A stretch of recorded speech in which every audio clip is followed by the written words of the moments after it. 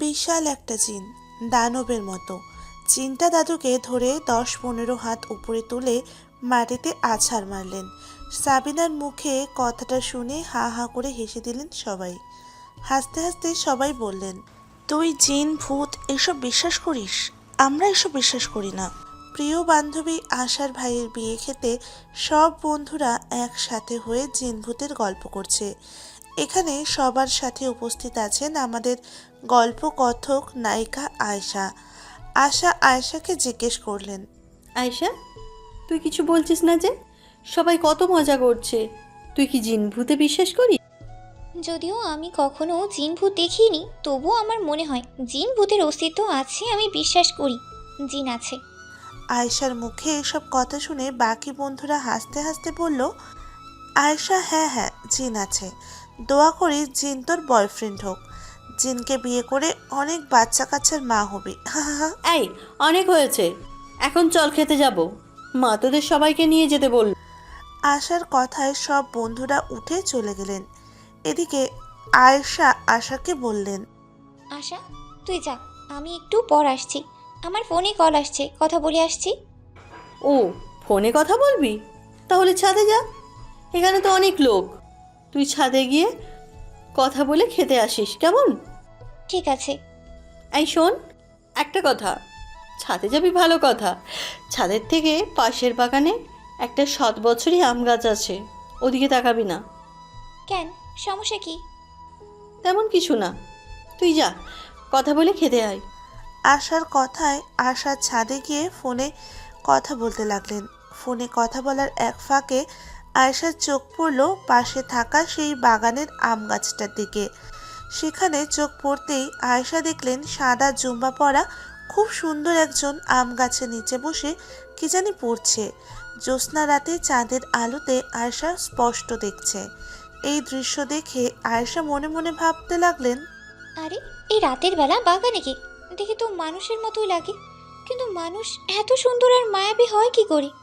রাতের বেলা জ্যোৎস্নার রাতে ওনার শরীর এমন আলোকিত হচ্ছেই বা কি করে? আয়েশা কিছু বুঝে উঠতে না পেরে ফোনের লাইটটা জ্বালিয়ে ওনাকে উদ্দেশ্য করে বললেন, এই যে আপনি আপনি কি করছেন ওখানে? এই যে কথা বলুন।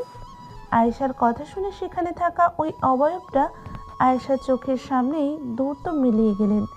এটা কি হলো? এতক্ষণে আয়েশা বুঝলেন ওটা দেখতে মানুষের মতো হলেও আসলে কোনো মানুষ না, ও আসলে একটা জিন। জীবনের প্রথম কোনো জিনকে দেখলেন আয়েশা। জিন দেখার প্রথম অনুভূতিটা কি এমন? সবাই তো জিন ভূত দেখে ভয় পায়, চিৎকার করে, কিন্তু আয়েশার বেলায় উল্টো হলো।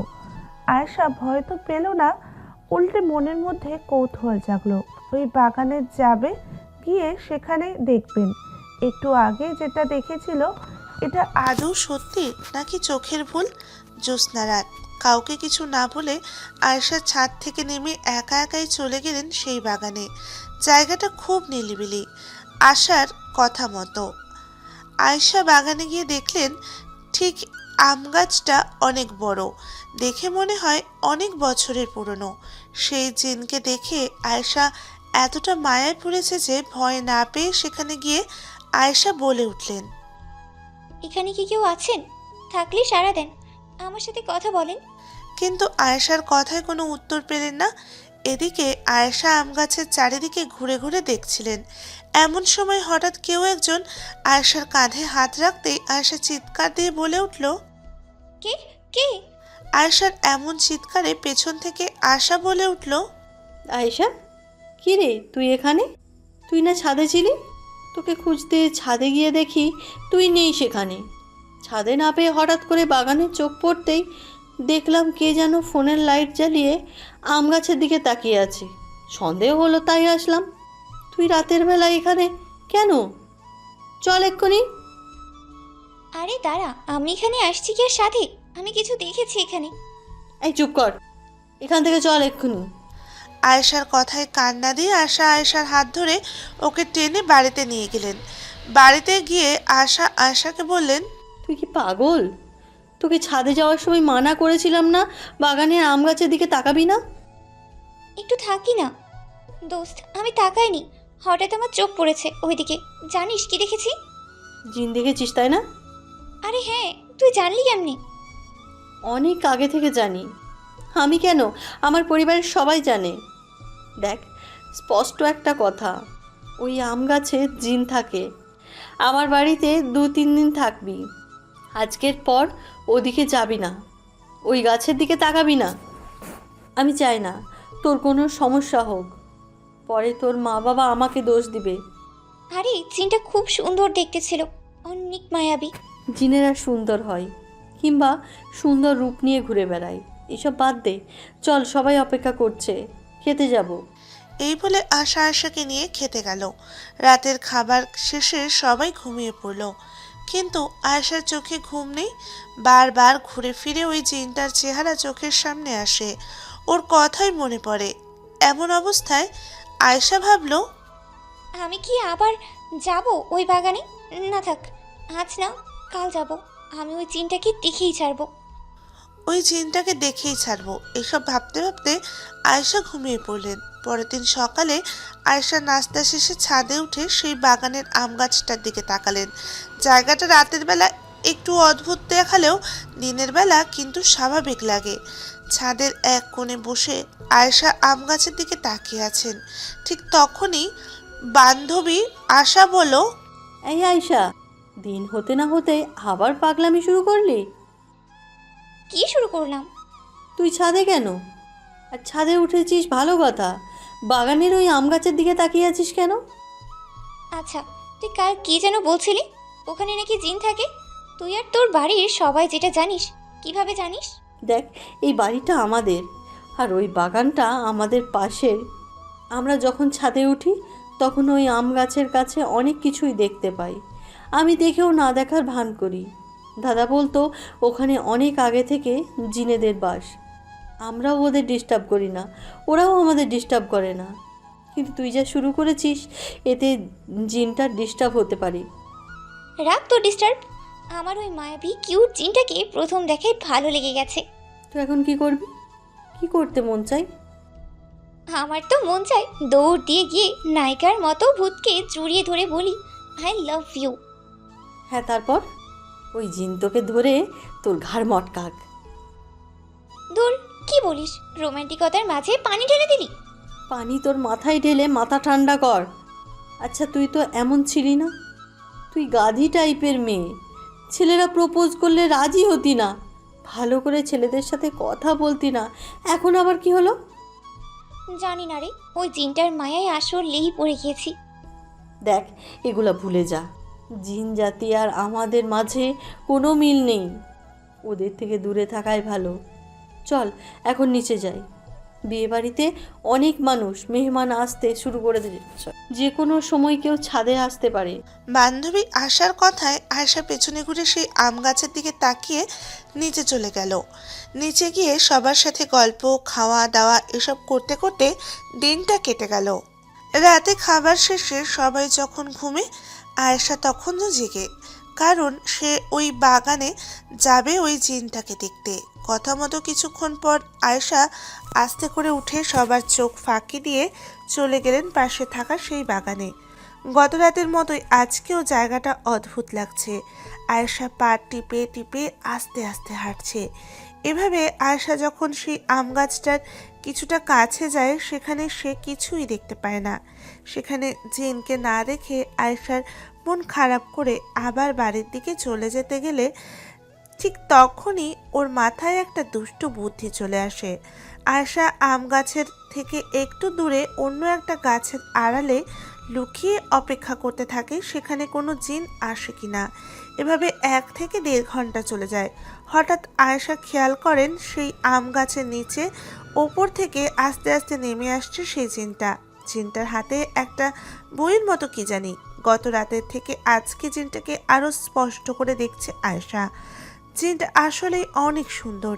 জিনকে দেখে নিজেকে কন্ট্রোল করতে না পেরে আয়েশা গাছের আড়াল থেকে বেরিয়ে বলে উঠলেন, আসসালামু আলাইকুম, আপনার সাথে কি কথা বলা যাবে? আয়েশার আওয়াজ পেয়ে জিন তো কোনো উত্তর দিলই না, উল্টো দ্রুত সেখান থেকে বাতাসে মিলিয়ে গেল। যা বাবা, এটা কি হলো? মনে মনে ভাবতে লাগলেন আয়েশা। জিনটার সাথে কথা বলার ইচ্ছাটা আর পূরণই হলো না। জিনের চলে যাওয়ায় আয়েশা আম গাছটা নিচে গিয়ে এদিক ওদিক তাকাতে লাগলেন। ঠিক তখনই আয়েশা খেয়াল করলেন চারদিকটা কেমন অন্ধকার হয়ে আসছে। এমনিতেই রাত, তবুও চারদিকটা আরও কুচকুচে কালো হয়ে আসছে। এমন অবস্থায় কানে ভেসে আসলো কান্নার আওয়াজ। চারিদিকে একটা এমন অবস্থা দেখে আর কান্নার আওয়াজটা শুনে আয়েশা সেখান থেকে এক দৌড়ে বাড়ি চলে আসলেন। মানুষ জিন দেখলে ভয় পায়, আর আমি জিনকে দেখি ওর মায়াই পড়ে যাই। এসব ভাবতে লাগলো আয়েশা। জিনের কথা ভাবতে ভাবতে আয়েশা ঘুমিয়ে পড়লেন। ঘুমের মাঝে আয়েশা স্বপ্ন দেখলেন সে আশাদের বাড়ির ছাদে দাঁড়িয়ে বাগানের ওই আম গাছটার দিকে তাকিয়ে আছে, আর আম গাছের ওদিক থেকে সেই জিনটা হাত ইশারা করে আয়েশাকে কি জানি বারণ করছে। জিনের এমন ইশারা আর জিনকে স্বপ্নে দেখে আয়েশার ঘুম ভেঙে যায়। যারা এখনও এই গল্পের 1 ও 2 পর্ব পড়েননি, পড়ে নেবেন। জিনকে স্বপ্নে দেখে আয়েশার ঘুম ভেঙে গেল। ঘুম ভেঙে যেতে আয়েশা মনে মনে ভাবতে লাগলেন, জিন আমার দিকে তাকিয়ে কি ইশারা করলো? ও কি আমায় কিছু বলতে চায়? এসব ভাবতে ভাবতে রাতটা কেটে গেল। পরের দিন আশার ভাইয়ের বিয়ে। সবার সাথে আয়েশাও বিয়েতে যেতে হবে বর পক্ষের হয়ে। বিয়েতে যেতে হবে এই ভেবে আয়েশা আশার কাছে গিয়ে বলে, আশা শোন না, বলছিলাম একটু পর তো ভাইয়ের বিয়েতে যাবই, তাই না? আমার কিছু কসমেটিক্স কেনার ছিল, চল না আমার সাথে। কি বলিস? এখন কিভাবে যাব? বাড়িতে কত কাজ, তাছাড়া হাতের দিকে তাকা, মেহেন্দি পরে বসে আছি। আমার তো এখন হবে না রে। বলছিলাম তুই একাই যা, রাস্তাঘাট তো সবই চিনিস, তাই না? রাস্তাঘাট তো চিনি, তাই বলে একা যাব? কেন? তোর জিন বয়ফ্রেন্ডকে নিয়ে যা। সে থাকলে তো ভালোই হতো। আচ্ছা থাক তুই, আমি গিয়ে নিয়ে আসি। এই কথাটা বলে আয়েশা কসমেটিক কেনার জন্য বাড়ি থেকে বের হয়ে মার্কেটে গেল। বেশ কিছুক্ষণ মার্কেট শেষে আয়েশা হেঁটে হেঁটে আশাদের বাড়িতে ফিরছিল। হঠাৎ আয়েশা পেছনে তাকিয়ে খেয়াল করলো একটা ছেলে ওর পিছু পিছু হাঁটছে। ফাঁকা রাস্তা, এতে আবার ছেলে পেছনে লাগছে। সেজন্য আয়েশা তাড়াতাড়ি বাড়ির দিকে হাঁটতে লাগলো। এদিকে তখনই পেছনে থাকা ছেলেটা আয়েশাকে ডাক দিলেন। ছেলেটার ডাকে আয়েশা দাঁড়িয়ে ওকে জিজ্ঞেস করলেন, আপনি আমাকে ডাকছেন? হ্যাঁ। কেন? প্রপোজ করবেন? দেখেন ভাই, আপনাদের মতো ছেলেদের অভ্যাস আমার জানা আছে। আপনি সেই তখন থেকেই পিছু করছেন। আপনার মতলবই বুঝতে পারছি আপনি প্রপোজ করতে আসছেন। দেখেন, সময় নষ্ট করিয়ে লাভ নেই। আমার একটা কিউট ক্রাশ আছে, আমি ওকেই ভালোবাসি, পছন্দ করি। আর ও কোনো সাধারণ কেউ না, ও একটা জিন। কি অবাক হলেন? হবারই কথা, সত্যিই বলছি, একটা জিন আমার ক্রাশ। ওকে ভালো লাগে। আমি তো রোজ রাতে ওকে বাগানেই দেখতে যাই। কাল রাতেও গিয়েছিলাম। কেন গিয়েছিলেন? বাগানের ওখানে আর যাবেন না। এই যে হ্যালো, ওখানে যাবে না মানে? আপনি না করার কে? হ্যাঁ, কারণ আমি ওই জিনটা। মানে কেমনে কি? আপনি তো মানুষ, আর আমি তো ওই জিনটাকে দেখেছি। ও তো এমন দেখতে না। আরে, আমি কি দিনের বেলায় সবার সামনে আসল রূপে আসবো নাকি? তাই মানুষের রূপে আপনার সাথে কথা বলতে আসছি। সত্যি আপনি জিন? হ্যাঁ, আমি সত্যিই জিন। দেখেন, এত কথা আপনাকে বলে লাভ নেই। আপনি আর বাগানে ওই আম গাছের ওখানে যাবেন না, এতে আমার ডিস্টার্ব হয়। হুম? কি হলো? এভাবে তাকিয়ে মুচকে হাসছেন কেন? কি বলেছি মনে থাকবে? I love you. মানে? মানে আপনাকেই ভালো লাগে, ভালোবাসি। শূন্যে তুলে আছাড় মারবো। যেটা বলেছি মনে থাকে যেন। ওই বাগানে আসবেন না, আমার বই পড়তে ডিস্টার্ব হয়। এই কথাটা বলে জিন আয়েশার চোখের সামনে হঠাৎ করে বাতাসে মিলিয়ে গেল। এটা দেখলে জিন কথা বলছে। এসব ভাবতে ভাবতে বাড়িতে চলে আসলেন আয়েশা। বাড়িতে আসলেন কিছুক্ষণ পর বান্ধবী আশার ভাইয়ের বিয়েতেও গেলেন। বিয়েতে গিয়ে আয়েশা আশাকে বললেন, এই আশা, জানিস আজকে কি হয়েছে? আমি তো ওই জিনটাকে সামনাসামনি দেখেছি। ও আমার সাথে কথা বলেছে। কি, জিন তোর সাথে সামনে এসে কথা বলেছে? তোর মাথায় সমস্যা, এটা কি বাড়িতে জানে নাকি? তোর হয়ে আমি বলবো? বিশ্বাস কর, ও আমার সামনে আসছিল। এই চুপ কর তো, আজাইরা কথা। জিনের কথা ছাড়া অন্য কিছু ভাবতে পারিস না? বিয়ে বাড়িতে কত ছেলে আছে, দেখ ওদের দেখ। কাউকে ভাল লাগে তো বল, রিলেশন করিয়ে দিই। রিলেশন করিয়ে দিবি তো ওই জিনটার সাথে? দে। আবার শুরু করলি? ওকে সরি, তোকে আর ওর কথা বলবোই না। যা করব একাই করব। যাই হোক, কনে পক্ষের বাড়ি থেকে আশাদের বাড়িতে ফিরতে রাত হয়ে যায়। সবাই ক্লান্ত, বাড়িতে এসে সবাই ঘুমিয়ে পড়ে। এদিকে আয়েশার তো ঘুম আসে না। আয়েশা গত 2 রাতের মতো আজকেও না ঘুমিয়ে সেই বাগানে চলে যায়। সেখানে যাবার পর আশা ওই বড় আম গাছটার নিচে বসে লাইট হাতে এদিক সেদিক তাকাতে থাকে। হঠাৎ পেছন থেকে কেউ একজন বলে ওঠেন, এই আপনাকে এত করে মানা করার পরও আবার কেন আসছেন? কথাটা শুনে পেছনে তাকিয়ে আয়েশা বলে উঠলেন, আপনি আসছেন? সমস্যা কি আপনার? ভালোভাবে বলছি, শুনছেন না? রাতে এখানে আসেন কেন? পরপর 2 রাত আসছেন, কিছু বলিনি। গত রাতে একটু ভয়ও দেখিয়েছি, স্বপ্নে গিয়ে ইশারা দিয়ে মানা করেছি। আজকে আবার মানুষ রূপে সামনাসামনি গিয়ে মানা করে আসছি, তবুও কথা শুনছেন না। কি করব বলেন? আপনাকে দেখলেই সব কিছু ভুলেই যাই। আপনার মায়ে পড়ে তো এসব করি। আচ্ছা, এখানে কেন আসছেন?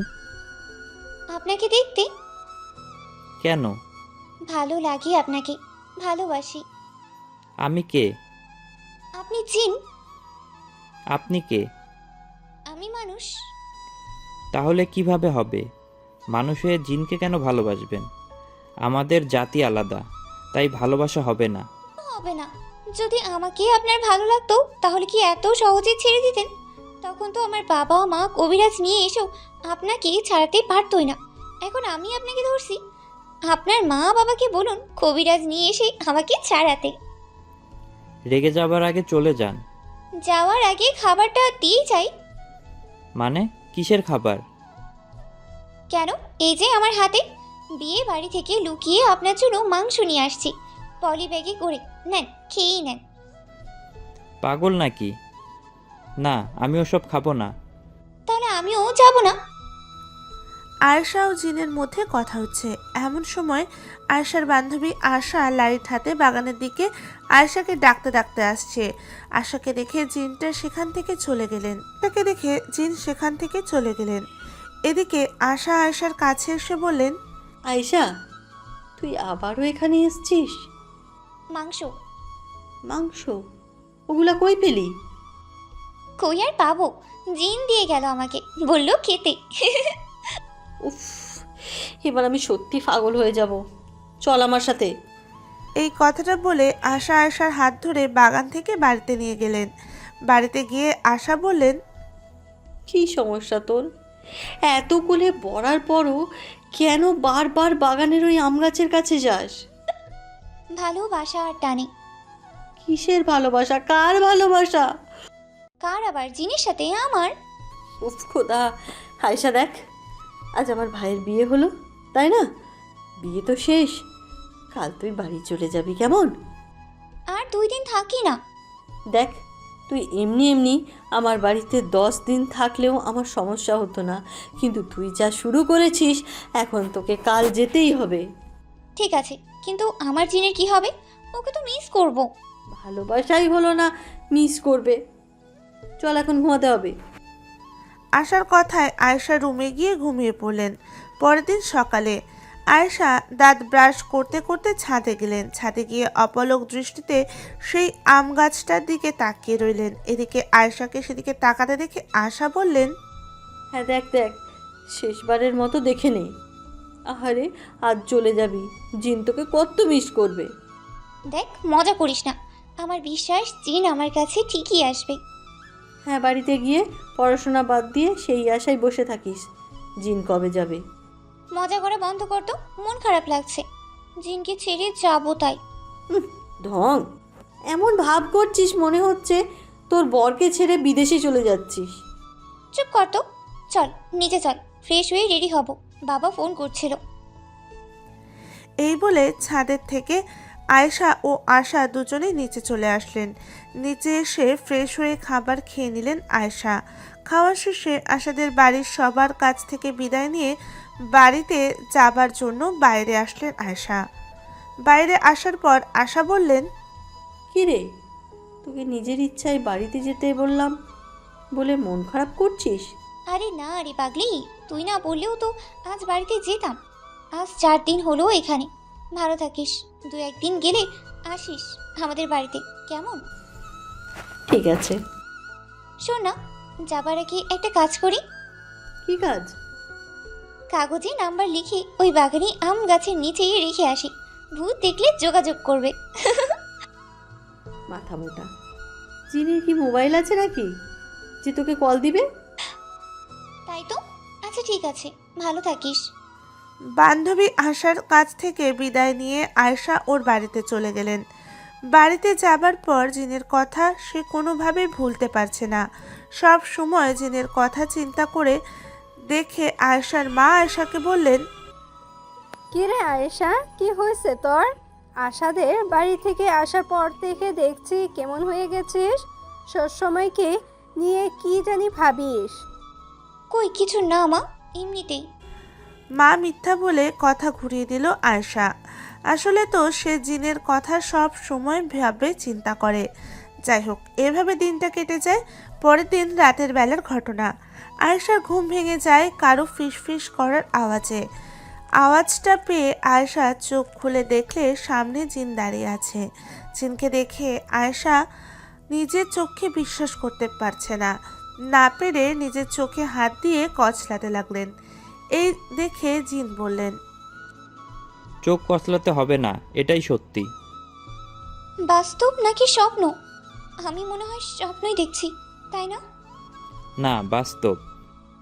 তুমি সত্যি আমার কাছে আসছো? বিশ্বাস হচ্ছে না।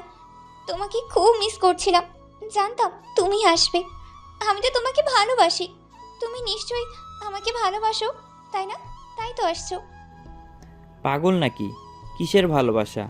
আমি আসছি অন্য কাজে। কি কাজ?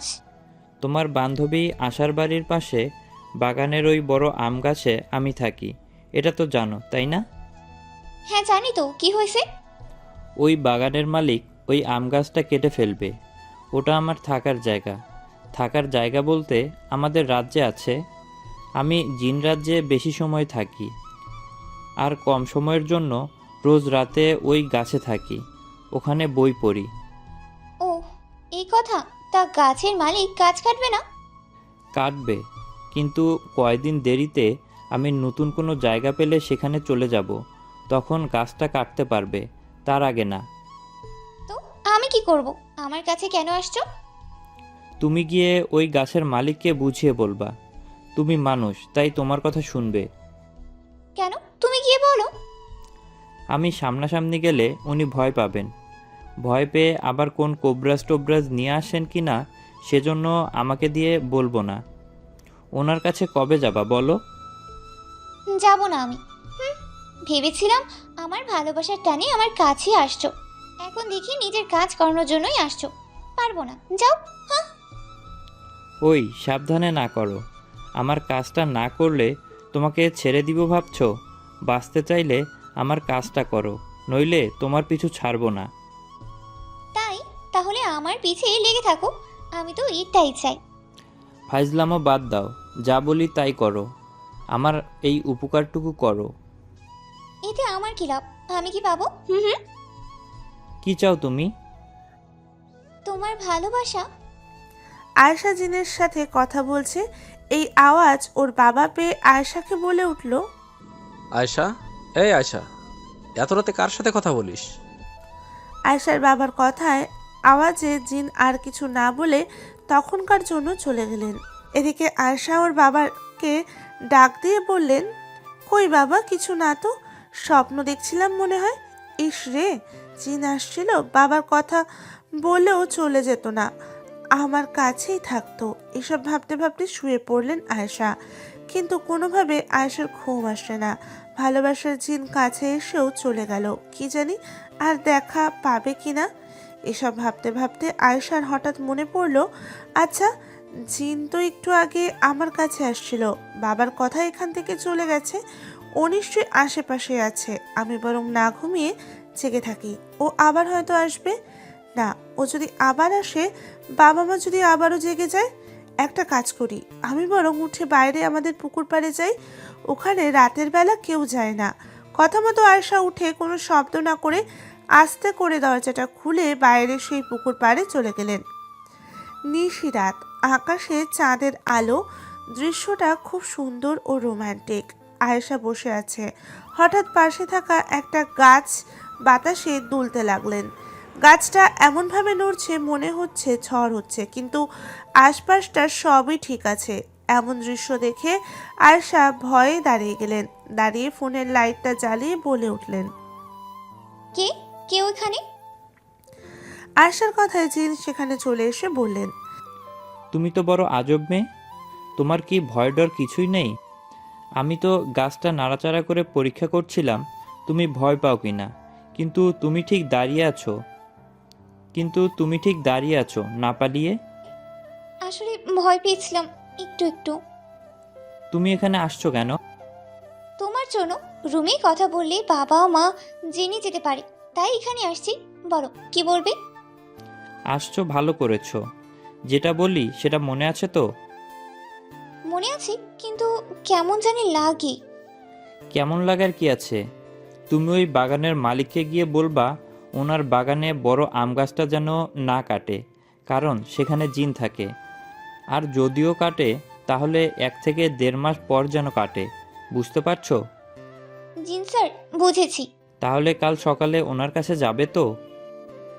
হ্যাঁ যাব। এখন বাড়িতে গিয়ে ঘুমিয়ে পড়ো। আচ্ছা ক্রাশ, একটা কথা জানার ছিল। তোমার নাম কি? নাম জেনে কি করবা শুনি? ও মা, নাম জানতে পারি না বুঝি? নাম বলো, নাইলে তোমার কথা মতো কাজই করব না। আমার নাম ইয়াসিন। আরে বাহ, খুব সুন্দর নাম তো। তোমার আমার নামের কত মিল। আয়েশা ইয়াসিন। হ্যাঁ, এবার রুমে গিয়ে ঘুমাও। কাল ওই মালিকের বাড়িতে এসো। ভয় পেও না, আমি অদৃশ্য হয়ে তোমার পাশে থাকবো। কোনো কিছু বলার থাকলে তোমার কানে ফিসফিস করে বলবো, তুমি ওনাকে সেসব বলবা। জিনের কথায় আয়েশা পুকুর পাড় থেকে বাড়ি চলে এলেন, গিয়ে ঘুমিয়ে পড়লেন। পরের দিন সকালে জিনের কথা মতো আয়েশা সেই বাগানের মালিকের সাথে দেখা করলেন। দেখা হতেই আয়েশা বললেন, আঙ্কেল আসসালামু আলাইকুম, আপনার সাথে কিছু কথা ছিল। ওয়ালাইকুম আসসালাম। তুমি কে মা? তোমাকে তো চিনতে পারলাম না। আঙ্কেল, আমাকে চিনবেন না। আমি আসছি আপনার বাগানের আম গাছটার বিষয়ে কথা বলতে। কি কথা? আমি তো ওটা গাছ কেটে বিক্রি করে দেব। ও, তুমি গাছ কিনবে? না আঙ্কেল, আসলে ওই গাছটা যেন না কাটেন সেই বিষয়ে কথা বলতে আসছি। মানে? কিন্তু কেন? কারণ ওই গাছে জিন থাকে। জিন থাকে তুমি কিভাবে জানলে? জানবো না? ওই জিনটাকে তো আমি ভালোবাসি। মানে কি সব আবল তাবল বলছো? না মানে আঙ্কেল, আমি স্বপ্নে দেখেছি একটা জিন এসে আমাকে বলছে আপনাকে যেন বলি এই গাছে সে থাকে, গাছটা না কাটতে। আর যদিও কাটে সেটা 1-1.5 মাস পর। কিন্তু গাছের মালিক তো আমি। আমাকে স্বপ্নে না বলে তোমাকে বলবে কেন? বলেছিল, মনে করে দেখুন। ও সব মনে করতে চায় না। আমি আজই এই আম গাছ কেটে ফেলবো। না কাটিয়ে না প্লিজ, তাহলে আমার জিন কোথায় থাকবে? তোমার জিন মানে এই পাগলা গারদ থেকে পালিয়ে আসছো নাকি? যাও, চলে যাও। এমন অবস্থায় জিন অদৃশ্য হয়ে আয়েশার কানে কানে এসে বলল, গাছের মালিককে বলো। আম গাছটা একটু কাটলে সেখান থেকে রক্ত বের হবে।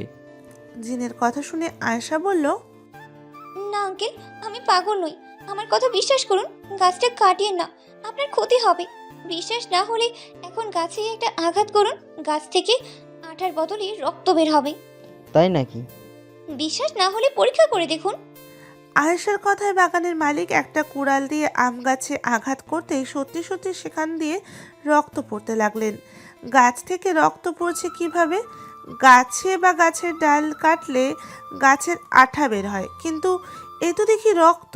রক্ত দেখে সেই গাছের মালিক আয়েশাকে বললেন, আমি বিশ্বাস করছি মা তোমার কথা। আমি আমার বাগানের সব গাছ কাটলেও এটা কাটবো না। বোঝার জন্য অনেক ধন্যবাদ আপনাকে। আপনি 1-1.5 মাস গেলে গাছটা কাটিয়ে, তার আগে না, কেমন? বাগানের মালিকের সাথে কথা শেষে আয়েশা বাড়ি চলে আসলেন। বাড়িতে এসে জিনের জন্য অপেক্ষা করতে লাগলেন, কিন্তু সারা দিন জিন আর আসলো না। দিনে আসেনি, রাতে আসবে এই ভেবে আয়েশা রাত জেগে অপেক্ষা করতে লাগলেন, তবুও জিন আসে না। জিনের জন্য অপেক্ষা করতে করতে একসময় আয়েশা ঘুমিয়ে পড়েন।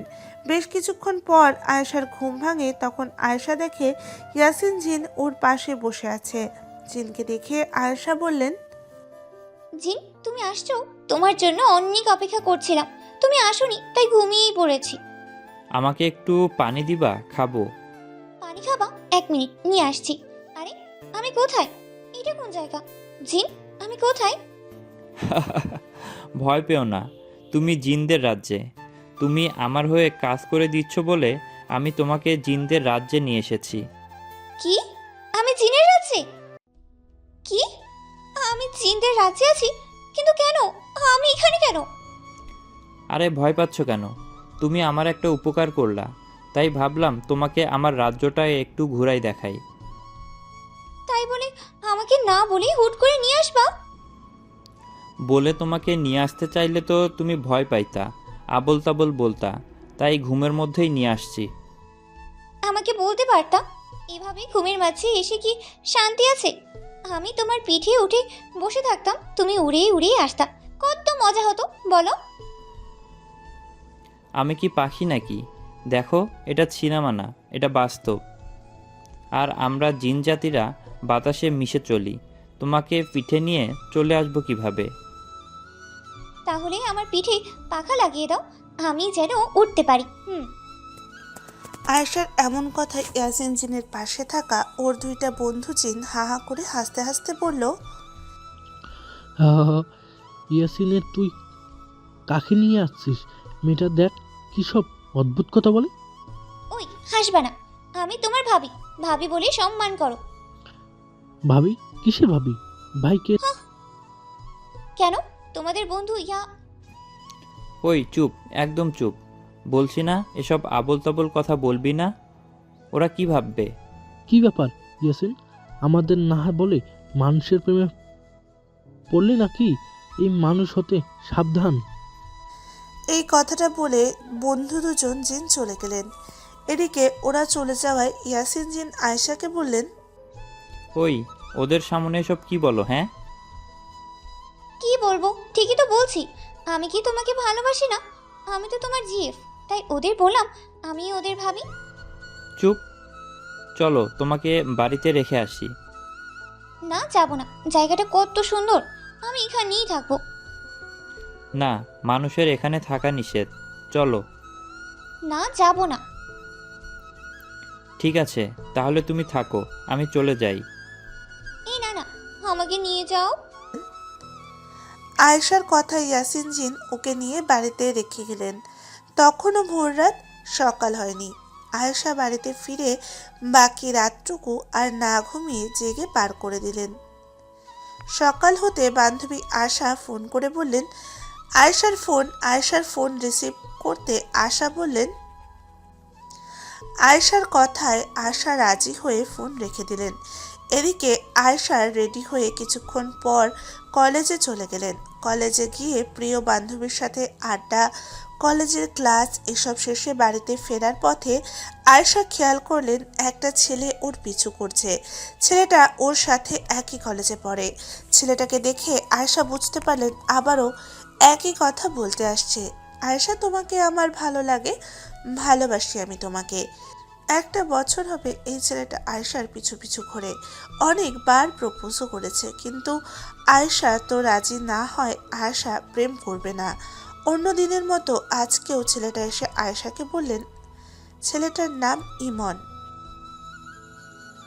আয়েশা শোনো, আর কতদিন ঘোরাবে আমাকে? সত্যি বলছি, মন থেকে ভালোবাসি তোমাকে। ইমন শোন, তুই আমার বন্ধু, তাছাড়াও আমি রিলেশন করব না। আর কতবার বলবো, এভাবে ডিস্টার্ব করলে কিন্তু আমি বাড়িতে বলে তোর নামে বিচার দিব। তার আর দরকার হবে না। আমি আমার ভুল বুঝছি পারছি, কিন্তু আমার একটা শেষ কথা রাখতে পারবা? কি কথা বল। তোমাকে ভালো লাগে, ভালোবাসি। আমি চাই তোমার কোনো একটু স্মৃতি আমার কাছে থাকুক। তুমি তোমার জামার কর্নার একটু সুতা আমাকে ছেড়ে দাও না। আমি সেই সুতোটুকু নিয়ে শান্ত থাকব। যখন তোমার কথা মনে পড়বে তখন সেই সুতোটুকুর দিকে তাকাবো, তখন সব ভুলে যাব। প্লিজ না করো না। ও এই কথা, ওকে ঠিক আছে, তোমার কথায় আমি রাজি। এই নাও আমার ওনার সুতো, আজকের পর আমাকে ডিস্টার্ব করো না। ইয়াসিন তুমি আসছো, এই 3-4 দিন কোথায় ছিলে? ভেবেছিলাম তোমার কাছে আর আসবো না, কিন্তু তোমার সামনে বিপদ, তোমার ক্ষতি হচ্ছে দেখে চলে আসলাম। তুমি অসুস্থ তাই না? হ্যাঁ, কিন্তু তুমি জানলে কিভাবে?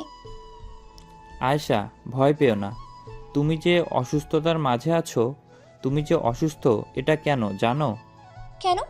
এমনি হয়তো শরীর খারাপ করছে, 2-1 দিন গেলেই ঠিক হয়ে যাবে। না আয়েশা, ঠিক হবে না, কারণ তোমাকে কালো জাদু করা হয়েছে। কি? কালো জাদু?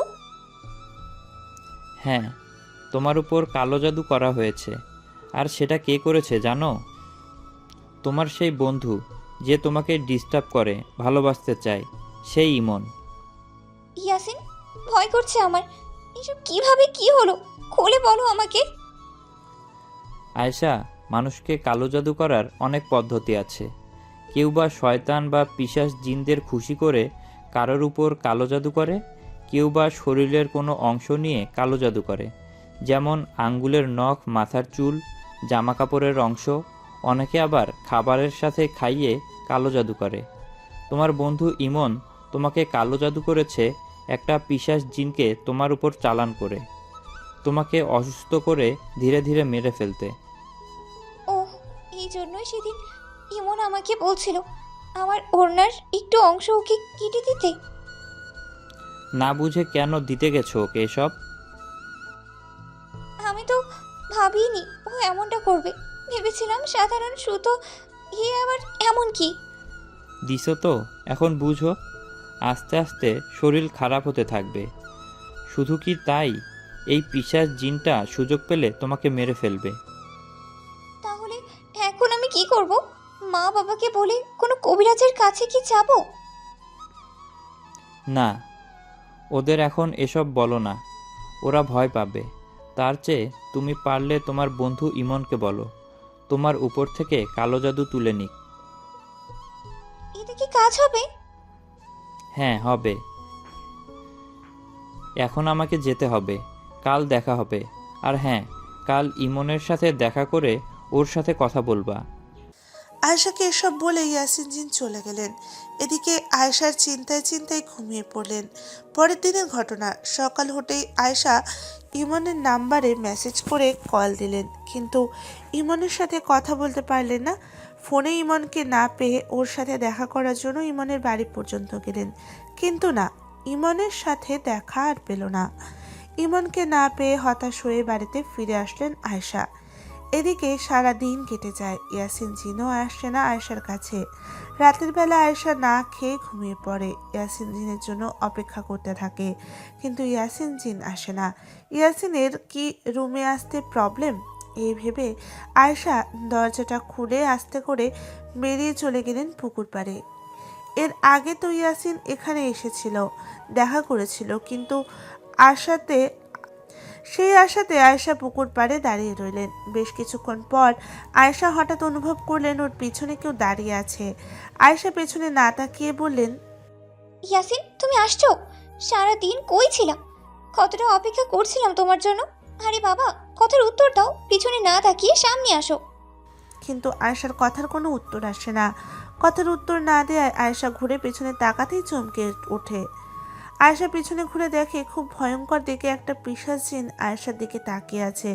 ওর চেহারাটা এতটা ভয়ঙ্কর যে আয়েশার মনে হচ্ছিল সে এখনই জ্ঞান হারিয়ে ফেলবে। ওদিকে আয়েশার দিকে তাকিয়ে থাকা পিশাচ জিনটা হাসতে হাসতে আয়েশাকে বলে, কিরে, কি ভেবেছিলি? কে আমি? আমি ভাবতেই পারিনি তোকে রাতের বেলা একা পাবো। জিনের কথায় আয়েশা ভয়ে ভয়ে বলতে লাগলো। কে আপনি? আমার কাছে কি চান? আয়েশার কথার জবাবে পিশাচ জিনটা বলল, তোর প্রাণ চাই, দে, তোর জীবনটা দিয়ে দে। আমি তো হুকুমের গোলাম, দুদিন আগে হোক বা পরে তোকে মেরেই ফেলতাম। পিশাচ জিনের এমন ভয়ঙ্কর কথায় আয়েশা সেখান থেকে দৌড়াতে যাবে, ঠিক তখনই সেই মুহূর্তে পিশাচ জিনটা এসে আয়েশাকে আঘাত করে। জিনের আঘাতে আয়েশা মাটিতে পড়ে চিৎকার করে ওঠে। এদিকে সেই জিন আবারও আয়েশাকে আঘাত করতে আসার সময় সেখানে ইয়াসিন জিন চলে আসে। ইয়াসিন জিনকে দেখে পিশাচ জিনটা বলেন, কিরে মানুষের গোলাম, মানুষের হয়ে তুই আমার সামনে বাধা হয়ে আসলি? সময় থাকতে সামনে থেকে চলে যা, এই মেয়েকে আমি মারবই। পিশাচ জিনের কথায় কোনো কথা না বলে আয়েশার সামনে দাঁড়িয়ে রইলেন ইয়াসিন জিন। এদিকে ভয়ে আয়েশা ইয়াসিন জিনের পাশে এসে দাঁড়ালেন। ইয়াসিন জিন কথা না বলায় ওই পিশাচ জিনটা আবারও আয়েশার দিকে তেড়ে আসতে থাকে। ঠিক সেই সময় ইয়াসিন জিন ওই পিশাচ জিনটাকে ধরে প্রচণ্ডভাবে আঘাত করে। ইয়াসিন জিনের এমন আঘাতে ওই পিশাচ জিন ছিটকে পড়ে যায় মাটিতে। মাটিতে পড়েই সেই পিশাচ জিনটা বলে ওঠে, আমাকে আঘাত করলি, আমি দেখবো তোর শক্তি কত, আমি তোর কাছে আবার আসবো। এই কথাটা বলে সে পিশাচ জিনটা সেখান থেকে চলে যান। এদিকে আয়েশা আঘাত পাওয়ায় ইয়াসিন জিন আয়েশাকে বলেন, তুমি ঠিক আছো তো? রাতের বেলা পুকুর পাড়ে কেন আসছো? আমি আসতে একটু দেরি হলে তো মারাই যেতে। চলো আমার রুমে, ওইখানে গিয়েই কথা বলি। দাঁড়াও, বিচার আজকে আর এক্ষুনি হবে। তোমাকে না বলেছিলাম তোমার বন্ধু ইমনের সাথে কথা বলবে, বলেছো? ওকে কল করছি, ধরেইনি। ও বাড়িতে গিয়েই দেখাই পাইনি। কারণ তুমি এখানে একটু অপেক্ষা করো, আমি আসছি। এই বলে ইয়াসিন জানি কই চলে গেল। ইয়াসিন চলে যাবার একটু পর আবার ফিরে আসলেন, সাথে নিয়ে আসলেন সেই ইমনকে। ইয়াসিন জিন ইমনকে ধরে নিয়ে এসে ধপাস করে মাটিতে ফেলে দিলেন। এদিকে জিনের এমন অবস্থা আর আয়েশাকে দেখে ইমন ভয়ে ভয়ে বললেন, আমি কোথায়? আমাকে কেন ধরে নিয়ে আসলেন? আমাকে বাড়িতে যেতে দিন। ইমন, তোকে যেতে দিব, ভয়ের কিচ্ছু নেই। তুই শুধু বল আমার উপর কালো জাদু কেন করলি, আর কালো জাদু করেই যখন ফেলেছিস এখন ওটা তুলে নে। না, আমি তো কোনো কালো জাদু করিনি। ইমনের মুখে কথাটা শুনে ইয়াসিন জিন ইমনের গালে ঠাস ঠাস করে কয়েকটা থাপ্পড় দিয়ে বললেন, আর একবার মিথ্যা বললে মেরে ফেলবো। জিনের থাপ্পড় খেয়ে ব্যথায় ও ভয়ে কাঁদতে কাঁদতে ইমন বলতে লাগলেন, আমাকে মাফ করে দিন আয়শা, মাফ করে দাও। আমি কালকে ওই কবিরাজের কাছে যাব আর তোমার উপর থেকে কালো জাদু তুলে ফেলবো। কথাটা মনে থাকে যেন। আর শোনো, আমি তো জিন, আমার সাথে আয়েশার পরিচয় আছে।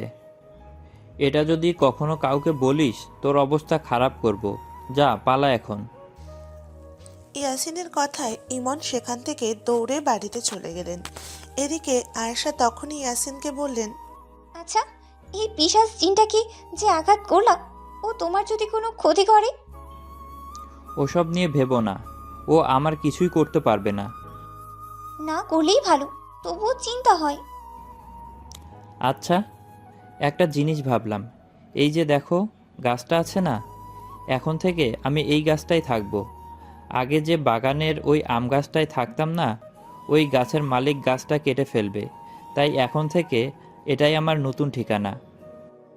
সত্যি? তাহলে তো ভালোই হবে। আমার বাড়ি তো কাছে, আমি তোমাকে দেখতে বা কথা বলার ইচ্ছে হলে পুকুর পাড়ে এই গাছটার কাছে চলে আসব। তখন তোমাকে দেখা হবে, কত মজা হবে, তাই না বলো? আহা, বললেই হলো। আমি তো গাছে থাকবো ঠিকই, কিন্তু তোমার সাথে আর দেখা করব না। না, এমনটা করো না। তোমাকে ডাকলে আসবা, বলো। আয়েশার কথাটা শুনে ইয়াসিন উত্তর দিতে যাবে, ঠিক তখনই কিছুক্ষণ আগে আঘাত করা পিশাচ জিনটা পিছন থেকে এসে ইয়াসিনকে আঘাত করলেন। এখন আর পিশাচ জিনটা একা আসেনি, সাথে আরও দুটো জিনকে সাথে করে নিয়ে এসে ইয়াসিন জিনকে আঘাত করে, অনেক মারে। পিশাচ জিনদের আঘাতে ইয়াসিন জিন লুটিয়ে পড়ে মাটিতে। তখনই সেই পিশাচ জিন বলে ওঠে, বলছি না তোর শক্তি দেখে নেব, আমাকে আঘাত করার মজা বুঝলি তো? এই কথাটা বলে সেই পিশাচ জিন চলে গেলেন। এদিকে আহত হয়ে ইয়াসিন পড়ে রইলেন মাটিতে। ইয়াসিনের এমন অবস্থায় আয়েশা দৌড়ে ইয়াসিনের কাছে গিয়ে জড়িয়ে ধরলেন। আয়েশা কি করবে বুঝতে পারছেন না। ইয়াসিন আহত হয়ে পড়ে আছে, তাকে নিয়ে কোথায় যাবে, কি করবে? এমন অবস্থায় ইয়াসিন আয়েশাকে বললেন, আয়শা, চোখ বন্ধ করো, কোনো কথা বলো না। ইয়াসিনের কথায় আয়েশা চোখ বন্ধ করলেন। চোখ বন্ধ করে 2-1 মিনিট পর ইয়াসিনকে বললেন, আয়েশা চোখ খোলো। ইয়াসিনের কথায় আয়েশা চোখ খুলে দেখলেন সে এক অজানা জায়গায় চলে এসেছে। আশপাশ দেখে মনে হয় এটা জিনদের রাজ্য। আয়েশা কিছু বলতে গেলে ইয়াসিন বললেন, আয়শা, ভয় পেও না, আমি তোমাকে জিনদের রাজ্যে নিয়ে এসেছি। আমি আঘাত পেয়ে আহত হয়েছি, তাই হাকিমের কাছে আসছি। জিনদের মধ্যে কেউ অসুস্থ হলে উনি চিকিৎসা করেন। আরে দেখো, এরা ওই পিশাচ জিনগুলো না, যে একটু আগেই তোমাকে আঘাত করে এমন আহত করছে? হ্যাঁ, এরাই তারা। এদের ধরে নিয়ে আসা হয়েছে। আমাকে পেছন থেকে আহত করা, এখন বুঝাবো মজা। ইয়াসিনের কথা শুনে পিশাচ জিনগুলো বলতে লাগলেন, আমাদের ছেড়ে দে, নইলে তোকেও ছাড়বো না। দেখ, একটা মানুষের জন্য জিনে জিনে দণ্ড লাগাবি না, ছেড়ে দে। কিন্তু পিশাচ জিনের কথায় কোনো কান না দিয়ে ওদেরকে ইচ্ছে মতো মারা হয়। প্রচুর মার খেয়ে সেই জিনগুলো চলে যাওয়ার সময় ইয়াসিন জিনকে বলে, ইয়াসিন, এই মেয়েটার জন্য তুই আমাদের সাথে ঝামেলা করলি, আঘাত করলি। তোকে আমি কোনো না কোনো একদিন আঘাত করবো, সেদিন আর রক্ষা পাবি না। এই বলে পিশাচ জিনগুলো চলে যায়। ওরা চলে যাওয়ার পর ইয়াসিন আয়েশাকে নিয়ে আবারও পুকুর পাড়ে সেই গাছটার কাছে নিয়ে আসে। সেখানে আসার পর আয়েশা বলে, আমার জন্য মিছি মিছি ওই জিনগুলোর সাথে ঝামেলা করতে গেলা, তাই না? তোমার শরীর তো অনেকটা কেটে গেছে, তবে তুমি চিন্তা করো না, আমি তো আছি। আমি তোমার সেবা করে সুস্থ করব। কেন? তুমি আমার কে? হ্যাঁ, আমি তোমার বউ। আসছে আমার বউটা। যাও, বাড়িতে যাও, তোমার বাবা আবার জেনে যাবে। আরে চিন্তা করো না, ওরা কিচ্ছুই জানবে না। আচ্ছা, খাবার খাবে? কি খাবার? মাংস। আমি তোমার জন্য মাংস নিয়ে আসছি। না থাক, খাবো না। আরে না করো না, মানুষের খাবার অনেক মজার, একবার তো খাও। তুমি এখানে একটু ওয়েট করো, আমি বাড়িতে গিয়ে তোমার জন্য মাংস নিয়ে আসছি। এই বলে আয়েশা চলে গেলেন বাড়িতে। বাড়িতে গিয়ে ইয়াসিন জিনের জন্য মাংস আর ভাজা মাছ নিয়ে আসলেন। এগুলো নিয়ে এসে আয়েশা বললেন, এই নাও, তোমার জন্য মাংস আর মাছ ভাজা নিয়ে আসছি। মানা করার পরও কেন আনতে গেলে? আমি এসব খাই না, আমার পছন্দ না। ঢং, ভূতেরা ভাজা পোড়া পছন্দ করে, জানি না বুঝি? মানুষেরা তো এইটা বলে, অসময়ে ভাজা পোড়া খেলেই নাকি ভূতে ধরে। এসব বাদ দাও, তোমার জন্য এগুলো নিয়ে আসছি, খেয়ে দেখো না, হা করো। এই বলে আয়েশা ইয়াসিনকে মাছ আর মাংস খাওয়াতে লাগলেন। খাবারগুলো খেয়ে ইয়াসিন বললেন, সত্যি তো, খাবারগুলো অনেক মজার। দেখলাম, বলছি না, এখন রোজ রাতে তোমাকে কিছু না কিছু খাওয়াবো। তোমাকে দেখে আমি অবাক হই। তুমি মানুষ হয়ে জিনের প্রেমে কিভাবে পড়লা? মানুষেরা আমাদের জিন জাতিকে দেখে ভয়ে কাঁপতে থাকে, আর তুমি কত সাহস করে আমার সামনে আসো, কথা বলো। বারে, জিনকে দেখে ভয় পায় না কে বললো? কিন্তু তুমি তো কিউট জিন, তোমাকে দেখে ভয় আসে না, ভালোবাসা আসে। হইছে, আপনার আর ভালোবাসা দেখাইতে হবে না, বাড়িতে যাও। রাত গভীর হইছে, একটু পর ভোর হবে। ওকে, ঠিক আছে, আমারও খুব ঘুম পাচ্ছে, আজকে যাই, কাল কথা হবে। ইয়াসিনের কাছে বিদায় নিয়ে আয়েশা পুকুর পাড়ে থেকে বাড়িতে আসার জন্য পেছনে ঘুরতেই দেখলেন ওর মা দাঁড়িয়ে আছে। মাকে এত রাতে পুকুর পাড়ে দেখে আয়েশা ভয়ে ভয়ে বলল, মা তুমি এখানে? কি করছিলি এখানে? কই কিছু না মা, ঘুম আসছিল না, তাই পুকুর পাড়ে আসলাম একটু হাঁটতে। হাঁটার জন্য তো অনেক জায়গা আছে, এই পুকুরের পাড়ে কেন? তুই কি ভেবেছিলি আমি কিছু দেখিনি? আমি তোকে বাড়ি থেকে ফলো করতে করতে এখানে আসছি। আমি দেখলাম তুই ফ্রিজ থেকে মাছ আর মাংস বের করলি।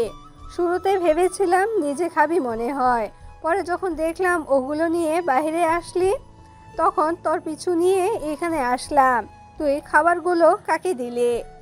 রিলেশন করিস আমাদের বোকা বানিয়ে, তাহলে এসব করে বেড়াস? না মা, ছি, এসব কি বলো? আমি কারোর সাথে লুকিয়ে দেখা করি না, প্রেমও করি না। তাহলে এই গভীর রাতে রুম ছেড়ে এখানে কেন? আর সাথে করে নিয়ে আসা মাছ মাংস এসব কই? আসলে মা, হয়েছে কি, একটু কুকুরের বাচ্চা খেতে না পেরে কান্না করছিল। কুকুরের বাচ্চার কান্না শুনে তো এখানে আসছি, আর ওকে মাছ মাংসগুলো খেতে দিছি। আর একটাও যদি মিথ্যা কথা বলিস তাহলে থাপ্পড় দেব। চল বাড়িতে চল, তোর বিচার সকালে হবে। এই বলে আয়েশার মা আয়েশাকে নিয়ে বাড়িতে চলে গেলেন। রাত আর বেশি নেই, কিছুক্ষণ পর ফজরের আজান হবে, আর কিছুক্ষণ পর সকাল। আয়েশা না ঘুমিয়ে সেটুকু সময় চিন্তা করতে লাগলেন, না জানি সকালে কি হবে। এভাবে চিন্তায় চিন্তায় কেটে গেল সময়টুকু। সকাল হলো। সকাল হতেই আয়েশার বাবা আয়েশাকে ওনার রুমে ডাকলেন। বাবার ডাকে আয়েশা রুমে যেতেই ওর বাবা বললেন, আয়শা, কি শুনছি এসব? তুই তো আগে এমনটা ছিলি না। রাত বেরাতে নাকি বাইরে যাস, তা ছেলেটা কে? কোন ছেলে বাবা? কোন ছেলে আবার? যে ছেলের সাথে দেখা করতে রাতের অন্ধকারে পুকুর পাড়ে যাস, সেই ছেলে? বাবা বিশ্বাস করো, আমি কোনো ছেলের সাথে দেখা করতে চাই না। তাহলে কি ভূতের সাথে দেখা করতে যাস? হ্যাঁ, ভূতে তো। মানে? না মানে বললাম, আমি কারোর সাথে দেখা করি না বাবা, প্রেমও করি না, এটাই সত্য। ছি ছি, তোকে এত ভালো ভেবেছিলাম, আশপাশ সবাই ভালো ভাবে তোকে। সেই তুই যদি এভাবে রাতে লুকিয়ে পুকুর পাড়ে যাস, তাহলে তোকে কিভাবে বিশ্বাস করি বল? বিষয়টা জানাজানি হলে কি হবে? তখন কি আমার মান সম্মান থাকবে? আমাদের মান সম্মান যাবার আগে ওকে বিয়ে দিয়ে দেই, কি বলো? ঠিকই বলেছো, এটাই করব। না বাবা, এমনটা করো না। মা, আমি এখন বিয়ে করব না। তুই চুপ করে রুমে যা। আয়শার মা, ওকে নিয়ে গিয়ে রুমে আটকিয়ে রাখো। আয়েশার বাবার কথায় ওর মা আয়েশাকে নিয়ে রুমে আটকে রাখলেন। রুমে আটকে রাখায় আয়েশা খুবই চিন্তিত হয়ে পড়লেন, যদি সত্যি সত্যি মা বাবা বিয়ে করিয়ে দেয়। যাই হোক, দিনটা ওভাবেই বন্দি রুমে কেটে গেল আয়েশার। রাতে খাবার শেষে মা বাবা যখন ঘুমিয়ে পড়ে, আয়েশা তখন ভাবতে লাগলেন কিভাবে বাইরে বেরোনো যায়। দরজা তো বাইরে থেকে লাগানো, দরজা দিয়ে যাওয়া যাবে না, জানলা দিয়ে বাইরে যেতে হবে। এই বলে আয়েশা চেষ্টা করছিল জানলা ফাঁক করে বের হওয়া যায় কিনা। ঠিক তখনই ইয়াসিন আয়েশার রুমে আসলেন। এসে বললেন, এই কি করছো? কি হয়েছে? ইয়াসিন, মা বাবা আমাকে রুমে আটকে রেখেছে, বাইরে যেতেই পারছি না। আমি তো বাইরে বের হওয়ার চেষ্টা করছি, বাইরে বেরিয়ে তোমার কাছেই যেতাম, তুমি চলে আসলাম। আচ্ছা, আমাকে একটু সাহায্য করো তো, জানালা একটু ফাঁক করে দাও, আমি যেন বাইরে বের হতে পারি। আরে মাথা মোটা, আমি তো এমনিতেই তোমাকে নিয়ে বাইরে যেতে পারি। তাই তো, তাহলে বাইরে পুকুর পাড়ে নিয়ে চলো, ওখানে গিয়ে সব বলছি। আচ্ছা, কাছে আসো। ইয়াসিন জিনের কথায় আয়েশার কাছে আসতেই ইয়াসিন আয়েশার কপালে হাতটা রাখলেন। হাতটা রাখার পর আয়েশার আর কিছু মনে নেই। এরপর সে নিজেকে দেখলেন পুকুর পাড়ে। নিজেকে পুকুর পাড়ে দেখে আয়েশা বললেন, ইয়াসিন, মা গতকাল এখানেই দেখে ফেলেছে, দেখে বাবাকে বলে দিয়েছে। এখন মা বাবা মনে করছে আমি মনে হয় কারোর সাথে প্রেম করি, তাই রাতে এই পুকুর পাড়ে আসি। এখন মা বাবাকে বলতেও পারি না কোনো ছেলেকে আমি ভালোবাসি না, আমি একটা জিনকে ভালোবাসি, আর সেটা তুমি। আমাকে ভালোবাসতে গিয়ে তোমার প্রবলেম হচ্ছে। তোমার মা বাবা তোমাকে সন্দেহ করছে। এত প্রবলেম হবার পরও আজকে আসলা দেখা করতে। তো কি করব? মা বাবা বিয়ে দিতে চায়, বিয়ে করব। বিয়ে পরে করো, আগে নিজেকে বাঁচাও। পেছন ফিরে দেখো, তোমার মা বাবা দাঁড়িয়ে আছে, আমি অদৃশ্য হয়ে আছি, তাই ওরা আমাকে দেখতে পাচ্ছে না।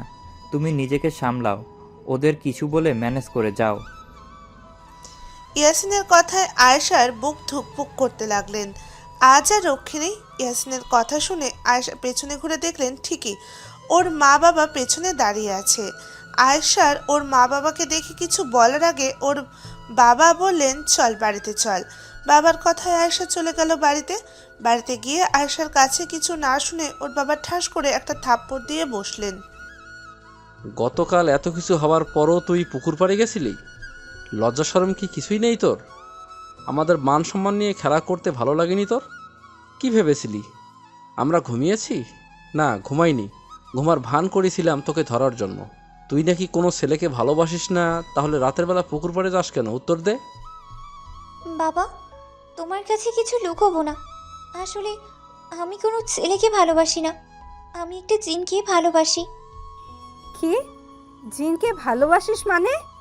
গল্প বানিয়ে বলার জায়গা পাস না, তাই না? ওই কোন জিন আছে যে এত মানুষ থাকতে তোর কাছে আসবে, তোকে ভালোবাসতে যাবে? বাবা, বিশ্বাস করো, এটাই সত্যি। আয়েশার কথায় ওর বাবা আবারও একটা থাপ্পড় দিয়ে বললেন, আর একটাও যদি মিথ্যা কথা বলিস মেরে ফেলবো। বল তাড়াতাড়ি ছেলেটাকে। কোনো ছেলে নেই বাবা, তোমরা বিশ্বাস করো আর না করো, আমি জিনকেই ভালোবাসি, ওকেই বিয়ে করব। আয়েশার এমন কথায় ওর বাবা ওকে অনেক মারে, আর কোথাও যেন যেতে না পারে সেজন্য হাতে দড়ি দিয়ে বেঁধে রুমে আটকে রাখে। আয়েশা রুমে সারাদিন কাটে, বাইরে যেতে চাইলেও ওর মা বাবা যেতে দেন না। এদিকে খাবার খেতে দিলে আয়েশা না খেয়ে চুপ করে থাকে। আয়েশার এমন অবস্থা দেখে ওর মা বলে, আয়শা, এমন করিস কেন?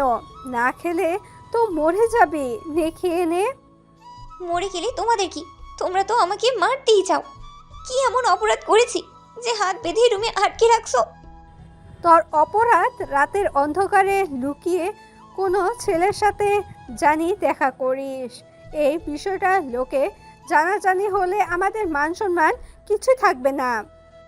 তোমরা কি আমাকে পাগলি ভাবো নাকি? আর কতবার বলবো, আমি রাতের অন্ধকারে কোনো ছেলের সাথে দেখা করতে চাই না। আমি আমি দেখা করি একটা জিনের সাথে। এটা কি কেউ বিশ্বাস করবে? বিশ্বাস করার মতন কথা কি এটা? এসব পাগলামি না করে ভালো হয়ে যা। 2-1 দিন গেলে তোকে এমনিতেই বাইরে যেতে দিব। আমি জিনের সাথেই দেখা করি, কথা বলি, এটা বিশ্বাস করছো না তাই না? যেদিন জিনকে বিয়ে করব সেদিন বুঝবা। আয়েশার কথায় আর কান না দিয়ে খাবারটা রেখে ওর মা চলে গেলেন। এদিকে দিন গড়িয়ে রাত হলো। আয়েশার হাত বাঁধা, সে আজ বাইরে যেতে পারবে না, তাই শুয়ে শুয়ে ইয়াসিন জিনের অপেক্ষা করছে। সময় তখন মধ্যরাত, আয়েশা তখনও না ঘুমিয়ে জেগে আছে। ইয়াসিনের জন্য একটু পরে ইয়াসিন আয়েশার কাছে চলে আসলো, এসে বলল, আয়শা, এ কি অবস্থা হয়েছে তোমার? হাত বাঁধা কেন? আমি তোমার সাথে দেখা করতে চাই, তাই মা বাবাকে তোমার কথা বলেছি, কিন্তু বিশ্বাসই করছে না। কি বলো? আমার কথা বলতে গেছো কেন? এসব বাদ দাও, আগে বলো এই মধ্যরাতে কেন? সে কখন থেকে অপেক্ষা করছি। তোমার মা বাবা না বুঝলে কিভাবে আসি বলো? এখন ওনারা ঘুমিয়েছে, এখন আসলাম। আমার একটা কথা রাখবে? কি কথা বলো? আমাকে এখান থেকে বাইরে নিয়ে চলো। কোথায় নিয়ে যাবে যাও, প্লিজ এখানে কিছু জিজ্ঞেস করবা না, বাইরে গিয়ে বলবো। ওকে, চোখ বন্ধ করো, আমি না বললে চোখ খুলবে না। ইয়াসিনের কথায় আয়েশা চোখ বন্ধ করলো। এদিকে ইয়াসিন আয়েশাকে নিয়ে তার রাজ্যে চলে গেল। সেখানে যাবার পর ইয়াসিন আয়েশাকে বলল, আয়শা, চোখ খুলো, তোমাকে নিয়ে আমার রাজ্যে আসছি, বলো কি বলবে? আমার দিকে তাকাও। তাকালাম। কি দেখতে পেলে? তোমার মুখে আর ঠোঁটে আঘাতের চিহ্ন, মনে হয় কেউ অনেক মেরেছে। হ্যাঁ, আঘাতের চিহ্ন। বাবা অনেক মেরেছে আমাকে। হ্যাঁ তো, এসব কথা আমাকে কেন বলছো? কারণ তোমার জন্য এত মার খেয়েছি। তোমাকে ভালোবেসে আজ আমি রুমে বন্দি। আজ এক্ষুনি আমার একটা উত্তর চাই। তুমি আমাকে ভালোবাসো, হ্যাঁ বা না? আয়শা, এসব বাদ দাও, পাগলামি করো না। যেটা বলেছি উত্তর দাও। সে কবে থেকে তোমাকে পছন্দ করি, ভালোবাসি, কিন্তু তুমি কোনো সাড়াই দাও না। আজ এখন তোমাকে বলতেই হবে আমাকে ভালোবাসো কিনা। যদি না হয় আর কখনো তোমার সামনে, তোমার কাছেই আসবো না। তুমি কি সত্যি আমাকে ভালোবাসো? আমার অবস্থা দেখে তোমার কি মনে হয় এতদিন মিথ্যে ভালোবাসার অভিনয় করেছি? ইয়াসিন, সত্যি ভালোবাসি তোমাকে। আয়শা, আজ তোমাকে আমি সব সত্যি বলবো। আমি এতদিন তোমাকে কিছু না বললেও সময়ের পরিবর্তনে তোমাকে ভালোবেসে ফেলেছি। তোমাকে ভালোবাসি, কিন্তু বলিনি। কেন বলিনি জানো?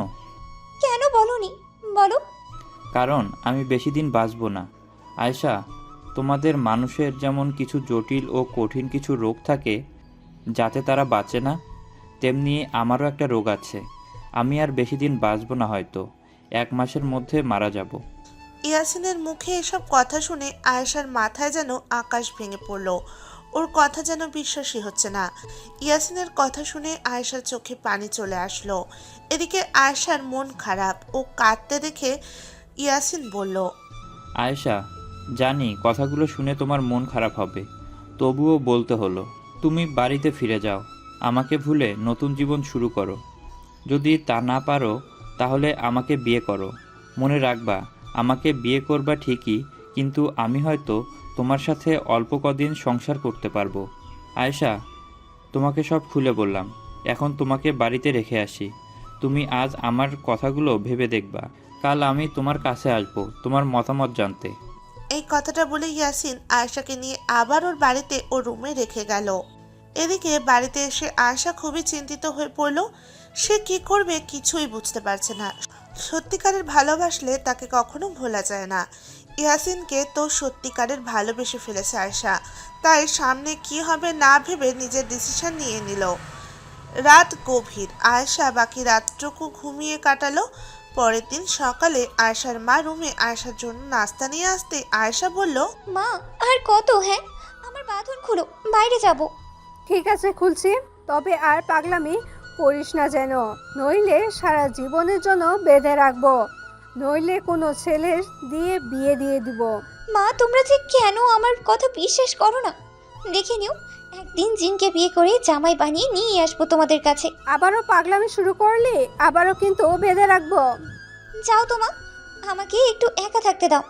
ঠিক আছে, নাস্তাটা খেয়ে নিস, পড়াশুনো তো বাদ দিছিস, কলেজ যাওয়ার কথা কি মনে থাকে? এসব কথা আয়েশাকে শুনিয়ে ওর মা চলে গেল। এদিকে আয়েশার দিনটা কাটতে লাগলো চিন্তায় চিন্তায়। রাত হলে তো ইয়াসিন আসবে, ও এসে জিজ্ঞেস করলে কি উত্তর দেবে? যাই হোক, এভাবে চিন্তার মাঝে কেটে গেল দিনটা। রাত হলো, গভীর রাত। আয়েশা ইয়াসিনের জন্য অপেক্ষা করছে। আয়েশার অপেক্ষার অবসান ঘটে ইয়াসিন আসলো। ইয়াসিন এসে আয়েশাকে বলল, কি চিন্তায় আছো মনে হচ্ছে? তো কি ভাবলে, কি করবে? আমাকে এখান থেকে তোমার রাজ্যে নিয়ে চলো, ওখানে গিয়ে বলবো যা বলা। আয়েশার কথায় ইয়াসিন ওকে নিয়ে জিনদের রাজ্যে চলে গেল। জিনদের রাজ্যে গিয়ে ইয়াসিন আয়েশাকে বলল, এখন বলো, তুমি কি ডিসিশন নিলে?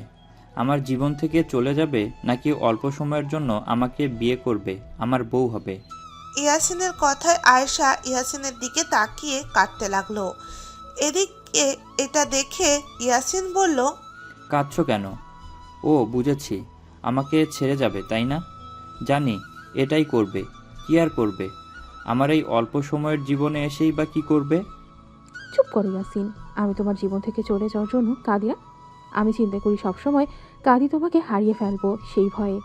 জানো ইয়াসিন, সত্যিকারের ভালোবাসা কোনো রোগ মানে না কোনো বাধা।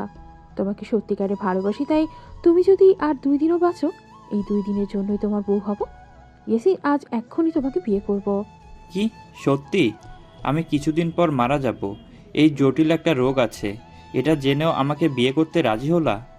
হ্যাঁ, এখনই আমাদের বিয়ে হবে, চলো, আর কোনো কথা শুনতে চাই না। আয়েশার কথা ইয়াসিন আয়েশার দিকে কিছুক্ষণ তাকিয়ে থেকে মুচকি একটা হাসি দিয়ে আয়েশাকে নিয়ে ওর নিজের প্রাসাদে যায়। সেখানে যাওয়ার কিছুক্ষণ পর আয়েশা ও ইয়াসিন জিনের বিয়ে হয়।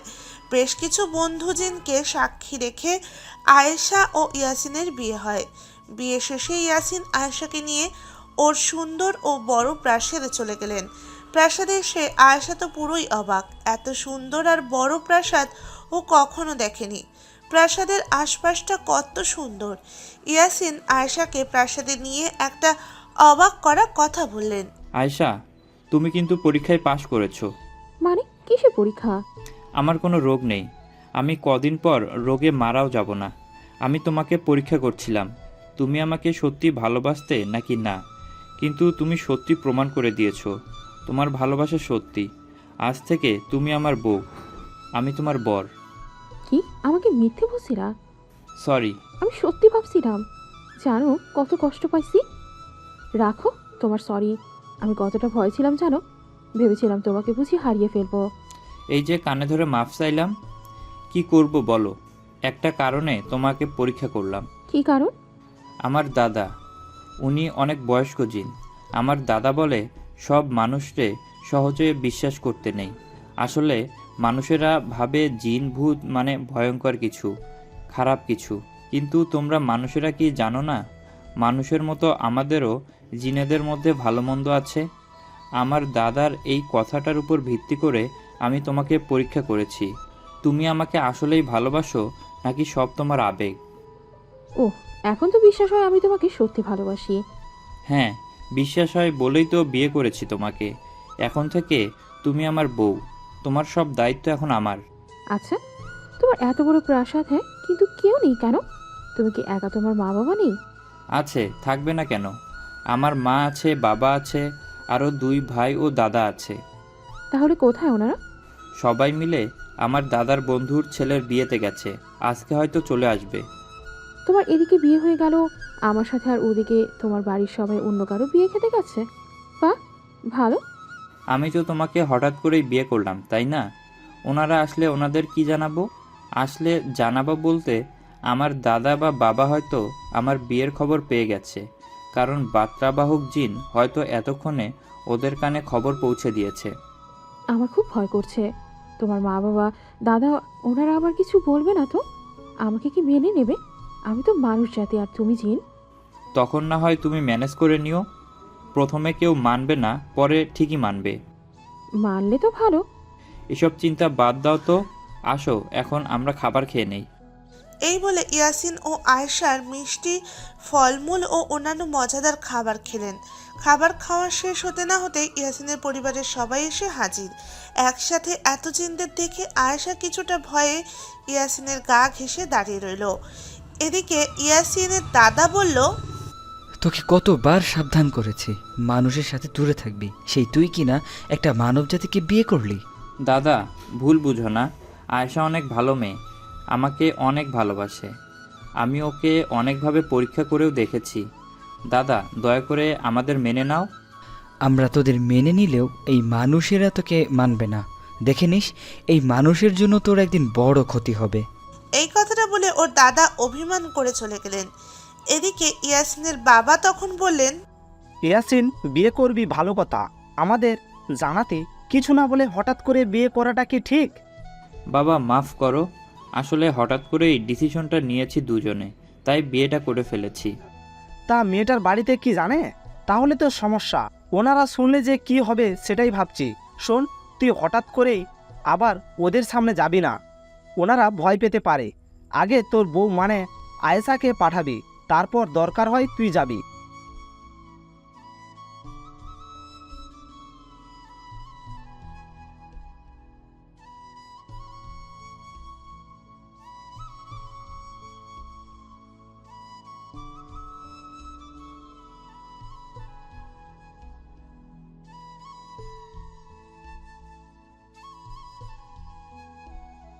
এই বলে ইয়াসিনের মা আয়েশাকে নিয়ে পুরো প্রাসাদ ও আশপাশ ঘুরে দেখালেন। ঘোরাঘুরি শেষে আয়েশা যখন ইয়াসিনের কাছে আসলেন, তখন ইয়াসিন আয়েশাকে বলল, আয়েশা, আমাদের জিনদের রাজ্যেও প্রাসাদ কেমন লাগলো? খুব ভালো লাগলো। তোমার পরিবারের সবাই কত ভালো, শুধু দাদা যান রাগ করে আছে। ওসব নিয়ে ভেবো না, দাদার মন খুব নরম, 2 দিন পর ঠিকই মেনে নেবে। এখন তোমার কথা ভাবো, তুমি আমাদের রাজ্যে আছো, ওদিকে তোমার মা বাবা তোমাকে খুঁজে বেড়াচ্ছে। চলো, তোমার বাড়িতে গিয়ে আমাদের বিয়ের খবরটা জানাতে হবে। তাই নাকি? ভয় হচ্ছে ইয়াসিন, তবুও চলো। আয়েশার কথা ইয়াসিন আয়েশাকে ওর বাড়িতে নিয়ে আসলো। বাড়িতে এসে আয়েশাকে ওর রুমে রেখে ইয়াসিন পাশে অদৃশ্য হয়ে লুকিয়ে রইল। এদিকে আয়েশা রুমে এসে ওর মা বাবাকে ডাকতে থাকে। আয়েশার ডাকে ওর মা বাবা রুমে এসে আয়েশাকে দেখে অবাক হয়ে জিজ্ঞেস করে, আয়শা, তুই কই ছিলি? কাল থেকে কত জায়গায় তোকে খুঁজেছি, কিন্তু তোর কোনো খোঁজ খবর নেই। কি হলো, চুপ করে আছিস কেন? বল, কোথায় ছিলি? জিনদের রাজ্যে ছিলাম। আবারও ওসব নাটক শুরু করলি? থাপ্পড় খাবার আগে সত্যিটা বল, এসব আবল তাবল না বলে। আমার সব কথা কি মিথ্যে বলে মনে হয় নাকি? সেদিন থেকে কত করে বলেছি আমি জিনকে ভালোবাসি। রাতের অন্ধকারে বাইরে জিনের সাথে দেখা করতে যাই, বিশ্বাসই করো না। বিশ্বাস করার মতন কিছু বল, তাহলে বিশ্বাস করব। আজ কিছু বলবো না, দেখাবো। কি দেখাবি আমাদের? জিনকে দেখাবো। বলিস সত্যি নাকি? হ্যাঁ, এতদিন তো আমার কথা বিশ্বাস করনি, আজ সেটার প্রমাণই আমি দেব। তার আগে বলে রাখি, জিন সামনে আসলে চিৎকার করবা না। এই কথাটা বলে আয়েশা ইয়াসিন জিনকে বলে সামনে আসতে। আয়েশার কথায় ওর মা বাবার সামনে এই প্রথম ইয়াসিন হাজির হলেন। হঠাৎ করে চোখের সামনে জিনকে দেখে আয়েশার মা বাবা কাছে গিয়ে দাঁড়ালেন। এটা কি স্বপ্ন নাকি সত্যি? চোখের সামনে জিন, তাহলে কি এতদিন আয়েশা যা বলেছে সব সত্যি? ইয়াসিন সামনে আসায় আয়েশার বাবা বললেন, এই আয়শা, তাহলে তুই এতদিন যা বলেছিলি সব সত্যি? হ্যাঁ বাবা, সব সত্যি ছিল। দেখ মা, আমরা তোর কথা বিশ্বাস করতাম, তুই এখন জিনকে যেতে বল, আমাদের ভয় লাগছে। ভয় পাওয়ার কিছু নেই মা, এতদিন আমার কথা উড়াই দিছো। ইয়াসিন এখন থেকে থেকে যাবে না, কারণ ও আসছে ওর শ্বশুর বাড়ি। শ্বশুর বাড়ি মানে? তোমাদের তো এতদিন বলেছি জিনকে পছন্দ করি, ভালোবাসি। বিশ্বাস করনি মা বাবা, জানি না শুনলে বিশ্বাস করবে কিনা, মেনে নিবা কিনা, কিন্তু এটাই সত্যি, ইয়াসিন আর আমি বিয়ে করেছি। আয়েশার মুখের কথাটা শুনে ওর মা বাবা হাঁ হয়ে দাঁড়িয়ে রইল। এভাবে বেশ কিছুক্ষণ পর আয়েশা বলল, কি অবাক করে? হবারই কথা। মা কি হলো, কথা বলো। এটা কিভাবে সম্ভব? একটা জিন কিভাবে তোর বর হয়? এটা আমি মানি না। আয়েশার বাবা, তুমি কিছু একটা করো। আয়শার মা, শান্ত হও। এখন আর কিছু করার নেই, যা হবার হয়ে গেছে। এখন যাই করি না কেন, আয়শা তো আর ফেরত আসবে না। ওদের যেহেতু বিয়ে হয়ে গেছে, তাহলে ওরা সংসার করুক। আমার চিন্তা ও ভয় শুধু আশপাশের লোকদের নিয়ে। বাবা, তুমি আমাদের মেনে নিলা, ভাবতেই পারিনি। মেনে না নিয়ে কি করব? আগে যদি তোর কথা শুনে বিশ্বাস করতাম, তাহলে আজ এই দিন কি দেখতে হতো? বাবা, হতে পারি আমি জিন, কিন্তু দেখে নিয়েন, আমি আপনার মেয়েকে অনেক ভালো ও সুখী রাখবো। মা, আমি তোমাদের না জেনে বিয়েটা করেছি, সেই জন্য আমাকে মাফ করে দাও, আর আমাদের মন থেকে মেনে নাও। তোর বাবা যেহেতু মেনে নিয়েছে, তাহলে আমি আর কি করব? আমিও মানলাম। তোরা রেস্ট কর, আমি তোদের জন্য খাবার নিয়ে আসি, কেমন? এই কথাটা বলে আয়েশার মা বাবা চলে গেল। এদিকে আয়েশার মা বাবা মেনে নেশা ইয়াসিন ও আয়েশা দুজনেই খুব খুশি। যাই হোক, এভাবে ইয়াসিন ও আয়েশা তাদের বাড়িতে দু একদিন থাকে। দু একদিন পর ইয়াসিন আয়েশাকে বলে, আয়েশা, আমাদের রাজ্যে যেতে হবে। বাবা খবর পাঠিয়েছে, আমার রাজ্যে আমার ও তোমার বিয়ের অনুষ্ঠান হবে। কি সত্যি? তোমার আমার বিয়ের দাওয়াতে তো শুধু জিনরা আসবে, আমার ভয় করবে না বুঝি? আরে বোকা, কিসের ভয়? ওরা তো তোমাকে দেখতেই আসবে, ভয়ের কিছু নেই। আজ রাতেই আমরা যাব আমাদের রাজ্যে। তো কথা মতো দিনটা কেটে রাত নামে। ইয়াসিন আয়েশাকে নিয়ে ওর রাজ্যে চলে যায়। সেখানে গিয়ে আয়েশা দেখে খুব সুন্দরভাবে তাদের প্রাসাদ ও রাজ্য সাজানো, নানা রকম সুন্দর সুন্দর খাবারেরও আয়োজন করা। আয়েশা ও ইয়াসিন যাওয়ায় খুব ভালোভাবে তাদের বিয়ের অনুষ্ঠানটা সম্পূর্ণ হয়। জিনদের রাজ্যে আয়েশা ও ইয়াসিনের খুব ভালোভাবে বিয়ের অনুষ্ঠান হয়। বিয়ের অনুষ্ঠান শেষে আয়েশা ও ইয়াসিনের দিন খুব ভালোভাবে কাটতে থাকে। আয়েশা মাঝে মধ্যে বাড়িতে আসতো, বাড়িতেও থাকতো, জিনদের রাজ্যে ইয়াসিনের প্রাসাদেও থাকতো। একদিন ইয়াসিন ও আয়েশা জিনদের রাজ্যে এক বাগানে বসে গল্প করছিল। তখন হঠাৎ ইয়াসিনের বাবা সেখানে আসলেন। এসে বললেন, ইয়াসিন, একটা ঝামেলা হয়ে গেছে। কাদির গোষ্ঠীর পিশাচ জিনেরা ঝামেলা করছে। তুমি নাকি ওদের সাথে ঝামেলা করেছো? সেটা তো অনেক দিন আগের কথা বাবা। আয়েশাকে একটা ছেলে কালো জাদু করে ওই পিশাচ জিনটাকে পাঠিয়েছিল আয়েশাকে মেরে ফেলতে, কিন্তু আমি এর প্রতিবাদ করেছি। এখন ওই জিনের সাথে মারামারি লাগছিল, আমি ওকে মারছি, পরে ও আমাকে মারছে। এটা অনেক আগের ঘটনা, এখন সমস্যা কোথায়? করছো? তুমি কি জানো না পিশাচ জিনেরা কেমন? ওরা বদলা নিবে, ঝামেলা করাই ওদের নেশা। বাবা, এখন কি করব? সমস্যা হয়েছে কি? সমস্যা তো হয়েছে। ওই পিশাচ জিনেরা তোমাকে না পেয়ে তোমার দাদাকে আক্রমণ করেছে। উনি এখন অসুস্থ। কি, দাদাকে আক্রমণ করেছে? তাহলে আমরা বসে থাকবো কেন? আমরা কখনো পিশাচ জিনদের কাছে হারিনি এবং হারবও না। আমাদের পূর্বপুরুষেরা সবসময় বিজয় লাভ করত আমরাও করব ইনশাল্লাহ। বাবা, সৈনিক জিনদের খবর পাঠাও, দাদার উপর আক্রমণের বদলা নিতে হবে। মাথা ঠান্ডা কর, ওকে এখানে রাখা ঠিক হবে না। যখন তখন কিছু একটা হয়ে যেতে পারে। ওকে ওর বাড়িতে রেখে আয়, যা, তারপর সব হবে। এই কথাটা বলে ইয়াসিনের বাবা চলে গেলেন। এদিকে ইয়াসিন দেরি না করে আয়েশাকে নিয়ে একটু পরেই বাড়িতে আসলেন। বাড়িতে আসার পর ইয়াসিন বললেন, আয়েশা, দোয়া করো আমাদের জন্য। যুদ্ধে যাচ্ছি, জানি না কি হবে, সাবধানে থেকো কেমন? না, যেও না, আমি তোমাকে যেতে দিব না। যদি তোমার কিছু হয়ে যায়, যেও না দয়া করে। আমাকে যেতে হবে আয়েশা, ওরা আমার দাদাকে আক্রমণ করেছে, এর বদলা তো নিতেই হবে। তুমি চিন্তা করো না, নিজের যত্ন নিও। আমার ভালোবাসা সবসময় তোমার কাছে আছে। এই কথা বলে ইয়াসিন চলে গেলেন। এদিকে ইয়াসিন চলে যাওয়ায় আয়েশার বাবা আয়েশাকে জিজ্ঞেস করলেন, আয়শা, ইয়াসিন তাড়াতাড়ি চলে গেল যে, তোকে কিছু বললো? ইয়াসিন আমাকে রেখে চলে গেল যুদ্ধ করতে। যুদ্ধ? কিসের যুদ্ধ? জিনদের মধ্যেও যুদ্ধ হয় মা। পিশাচ জিনদের সাথে ঝামেলা চলছে, ওদের সাথে যুদ্ধে যাবে। আচ্ছা, তাই নাকি? জিনদের মধ্যেও তাহলে যুদ্ধ হয়? হয় বাবা, চিন্তা হচ্ছে ইয়াসিনের যদি কিছু একটা হয়। চিন্তা করিস না মা, কিচ্ছু হবে না। তুই শুয়ে একটু রেস্ট কর। আয়েশাকে রেস্ট করতে বলে ওর মা বাবা চলে গেলেন। এদিকে আয়েশা শুয়ে শুয়ে চিন্তা করতে লাগলেন, ইয়াসিনকে সে আবারও ফিরে পাবে তো। যাই হোক, এভাবে চিন্তার মাঝে কেটে গেল সেই দিনটা। আয়েশা সারাদিন ইয়াসিনের অপেক্ষায় ছিল, কিন্তু ও আসেনি। সে রাতেও অপেক্ষায় ছিল, ইয়াসিন আসেনি। এভাবে অপেক্ষার মাঝে কেটে গেল 3টা দিন। 3টা দিন পর আয়েশার অবস্থা খারাপ হতে লাগলো। আয়েশা ইয়াসিনের ফেরার অপেক্ষায় সবসময় থাকে, ঠিকমতো খাওয়া দাওয়া করে না, কান্না করতে থাকে। আয়েশার এমন অবস্থায় ওর মা বলে, আয়েশা মা, কেন মিশি মিশি চিন্তা করছিস? ইয়াসিন আসবে হয়তো, কয়দিন দেরি হবে। না মা, আমার মন মানছে না। ইয়াসিন 3 দিন হয় আমার কাছে আসে না। ও কি ঠিক আছে নাকি কোনো সমস্যা হয়েছে মা? আমাকে বলে দাও, কিভাবে ইয়াসিনের খোঁজ পাবো? মা, তুই ভেঙে পড়িস না, ঠিক মতন খাওয়া দাওয়া কর। না মা, খাবো না। খাবার তো ভেতরে যায় না, কি করবো আমি? মেয়ের এমন অবস্থা দেখে আয়েশার বাবা বললেন, আয়েশা, তুই চিন্তা করিস না, আমি একটা বুদ্ধি পাইছি। আমার পরিচিত একটা কবিরাজ আছে, আমি কবিরাজকে কাল আমাদের বাড়িতে নিয়ে আসব। কবিরাজ ওর সাথে থাকা জিনের মাধ্যমে ইয়াসিনের খোঁজ এনে দিতে পারবে। তাহলে তাই করো বাবা, নইলে আমি মরে যাব।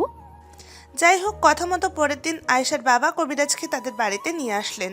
কবিরাজ বাড়িতে আসার আয়েশার বাবা কবিরাজকে বললেন, কবিরাজ সাহেব, আপনার কাছে তো লুকিয়ে লাভ নেই, লুকালেও আপনি সব জেনে ফেলবেন। আমার মেয়ের সাথে বিয়ে হয়েছিল ইয়াসিন নামের এক জিনের, সবই ঠিক ছিল, কিন্তু 3 দিন আগে ইয়াসিন আমার মেয়েকে বাড়িতে রেখে তার রাজ্যে যায় পিশাচ জিনদের সাথে যুদ্ধ করতে। 3 দিন হয় ইয়াসিন ফেরেনি। এদিকে ইয়াসিন না ফেরায় আমার মেয়ে আয়েশা খাওয়া দাওয়া ছেড়ে সবসময় ইয়াসিনের অপেক্ষায় থাকে, ওর জন্য চিন্তা করে। তাই তো আপনাকে নিয়ে আসলাম। এখন আপনি খোঁজ নিয়ে দেখেন তো ইয়াসিন কোথায় আর কেমন আছে। আয়েশার বাবার মুখে এসব কথা শুনে কবিরাজ কিছুক্ষণ একা একটা রুমে বসে কি জানি করলেন। প্রায় 20 মিনিট পর কবিরাজ আবারও আয়েশা ও তার মা বাবাকে রুমে ডাকলেন।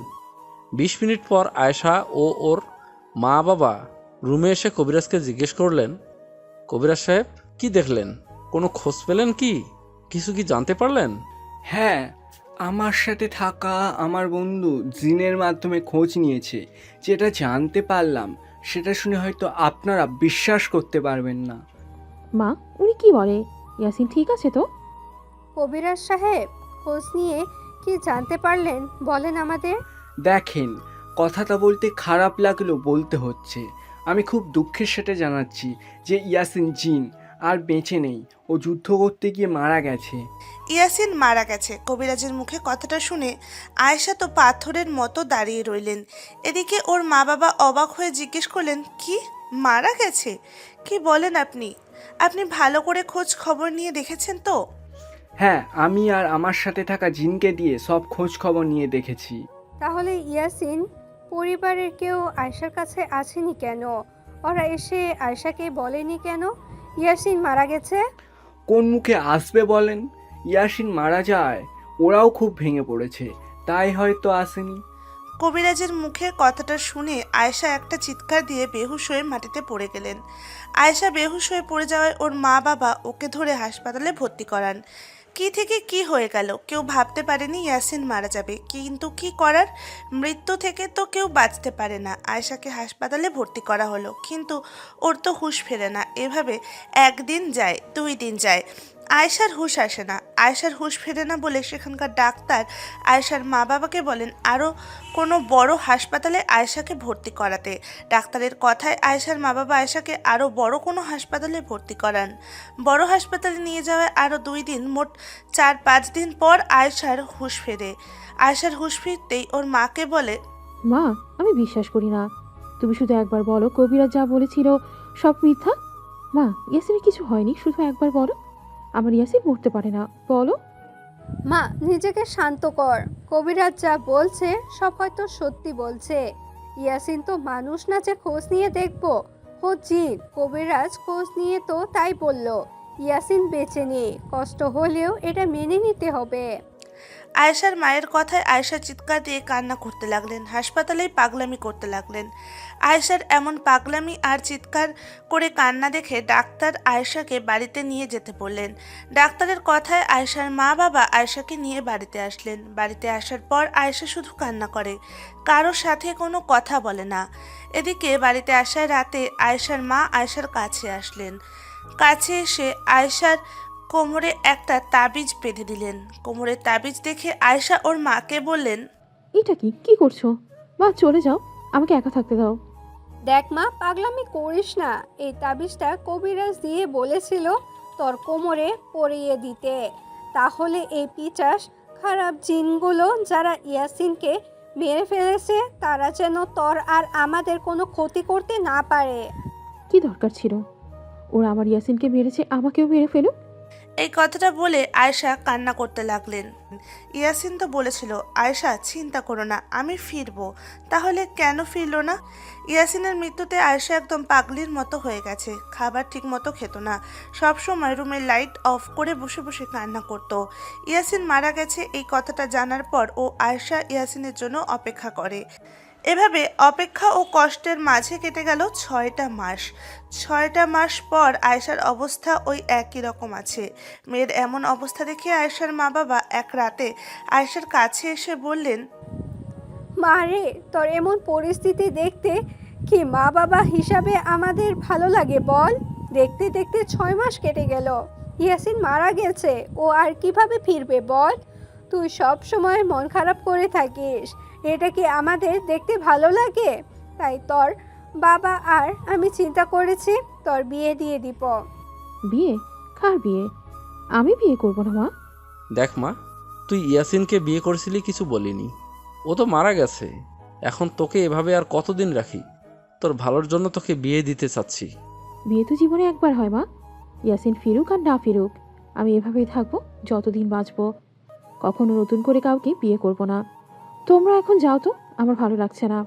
তোর মনের অবস্থা এখন ভালো নেই তাই জোর করলাম না, কিন্তু আমরা আবার তোর বিয়ের কথা বলবো, বিয়ের জন্য ছেলে দেখব। এই কথাটা বলে আয়েশার মা বাবা চলে গেলেন। রুমে মন খারাপ করে বসে রইলেন আয়েশা। এভাবে সেই রাতটা কেটে গেল। পরের দিন সকালে বান্ধবী আশা আয়েশাদের বাড়িতে আয়েশার কাছে আসলেন। আশা এসে বললেন, আয়শা, কেমন আছিস তুই? তোর সব কথাই আমি জানি। তোর কথা তো আগে বিশ্বাস করিনি, ভাবিনি জিনের সাথে তোর পরিচয় হবে আর বিয়ে। সেটা যাই হোক, ইয়াসিন তো মারা গেছে আয়শা, তাহলে কেন নিজেকে এভাবে শেষ করে দিচ্ছিস বলতো? আবার স্বাভাবিক হয়ে আগের মতো চলাফেরা কর, পড়াশোনা কর। আমি আর আগের মতো হতে পারবো না রে আশা।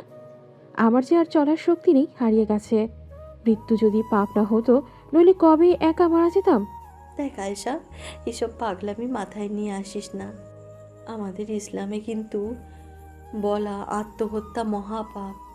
যে আত্মহত্যা করে সে জাহান্নামী। এই কথাটা বলে আয়েশা কাঁদতে লাগলেন। ঠিক সেই সময় আয়েশার মা এসে বললেন, দেখছো মা, এভাবে রোজ কান্না করে, তুমি ওকে একটু বোঝাও তো মা, ওকে বুঝাও। জীবন কারোর জন্য থেমে থাকে না। আমরা ওর বিয়ে দিতে চাই, কিন্তু ও কিছুতেই রাজি হচ্ছে না। আয়েশা, দেখ, পাগলামি করিস না, তোর জন্য সবাই চিন্তা করে। স্বাভাবিক হয়ে চলাফেরা কর। কিছুই ভালো লাগে না, দম বন্ধ হয়ে আসে। আচ্ছা, একটা কাজ কর, আমি আগামীকাল আমার খালাতো বোনের বিয়েতে যাব, তুই আমার সাথে চল। এখানে একা থাকিস, মন খারাপ থাকে। বিয়েবাড়িতে চল, ওখানে অনেক মানুষজন। বিয়েবাড়ি তো এমনিতেই অনেক মজা হয়, তোর মনটা ভালো থাকবে।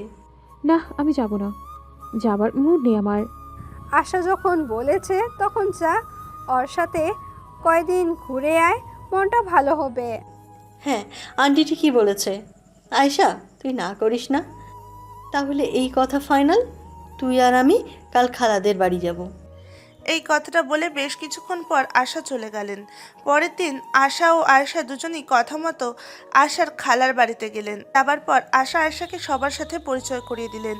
সেই দিনটা আশা ও আয়েশা আশার খালার বাড়িতে এলাকার ঘুরে দেখলেন।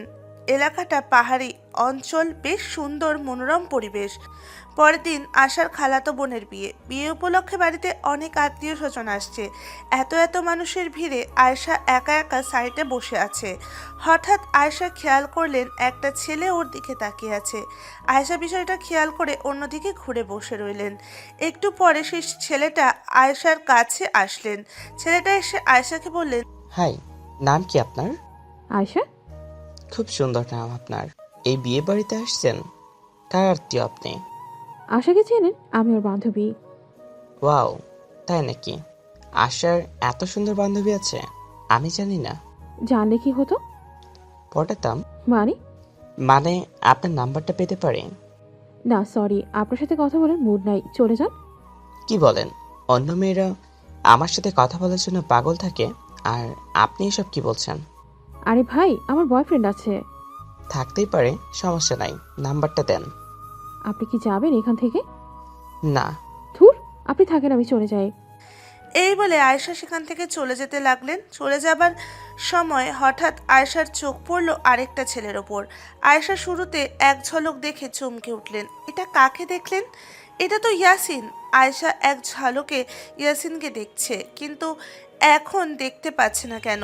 বিয়ে বাড়িতে এত মানুষের ভিড়ে কোথায় হারিয়ে ফেললো ইয়াসিনকে? যেখানে দেখা গেছে আয়েশা দৌড়ে সেখানে গিয়ে দেখলেন, অনেক খুঁজলেন, কিন্তু ইয়াসিনকে আর কোথাও দেখতে পান না। এদিকে তখনই আশা এসে আয়েশাকে বললেন, আয়েশা, কোথায় ছিলি? কখন থেকে খুঁজছি, এখানে এভাবে কাকে খুঁজছিস? আরে বল আমাকে। আশা, আমি ইয়াসিনকে দেখেছি। মানে কি বলিস এসব? তুই ভুল কাউকে দেখেছিস মনে হয়। না আশা, আমি ইয়াসিনের সাথে সংসার করছি। ওকে কি চিনবো না? আমি এখানে ওকে দেখেছি। কিন্তু এটা কি করে সম্ভব? ইয়াসমিন তো মারা গেছে, তাই না? মারা গেলে দেখলাম কিভাবে? তোকে কিভাবে বোঝায়? আমি সত্যি দেখছি ইয়াসিন। তুমি কোথায়? তুমি কি এখানে আছো? এই করছিস কি? সবাই কি ভাববে? দয়া করে চিৎকার করা বন্ধ কর। আয়, শোন, বস এখানে। দেখ আয়েশা, তোর কথা যদি সত্যি হয় তাহলে ইয়াসিনকে আবার দেখতে পাবি। বিয়েবাড়িতে অনেক মানুষ, তুই শান্ত হয়ে বসে খুঁজতে থাক, পাবি। তাই যেন হয়। এটা আমি কি দেখলাম? ইয়াসিন এখানে কেন? আয়েশা, দয়া করে শান্ত থাক। আয়, চল আগে খাবার খেয়ে নিব, খালা ডাকছে আমাদের। আয় তো, খাবার খেয়ে এসে দুজনে খুঁজবো। এই কথাটা বলে আশা আয়েশাকে নিয়ে খাবার খেতে গেলেন। বেশ কিছুক্ষণ পর খাবার খেয়ে আয়েশা আশাকে নিয়ে আবার সেখানে এসে ইয়াসিনকে খুঁজতে লাগলেন। আয়েশা আশাকে নিয়ে আবার সেখানে চলে আসলেন যেখানে ইয়াসিনকে দেখেছিল আয়েশা। সেখানে আসার পর দুজনেই অনেকক্ষণ বসে ইয়াসিনকে খুঁজতে থাকেন, কিন্তু ইয়াসিনকে কোথাও খুঁজে পান না। এদিকে ইয়াসিনকে খুঁজে না পেয়ে আয়েশা বললেন, আয়েশা, আমার মনে হয় তুই আসলেই ভুল কাউকে দেখেছিলি। ইয়াসিনকে দেখলে তো আমরা খুঁজে পেতাম, আর কত খুঁজবো। চল, ওদিকে বরপক্ষ আসার সময় হয়ে গেছে, চল। না রে, আমি যাব না, তুই যা, আমি এখানেই বসে থাকবো। ঠিক আছে, তবে কোনো পাগলামি করবি না, চিৎকার করবি না। কোনো সমস্যা হলে আমাকে ডাকিস, কেমন? এই কথাটা বলে আয়শা ভেতরে চলে গেলেন।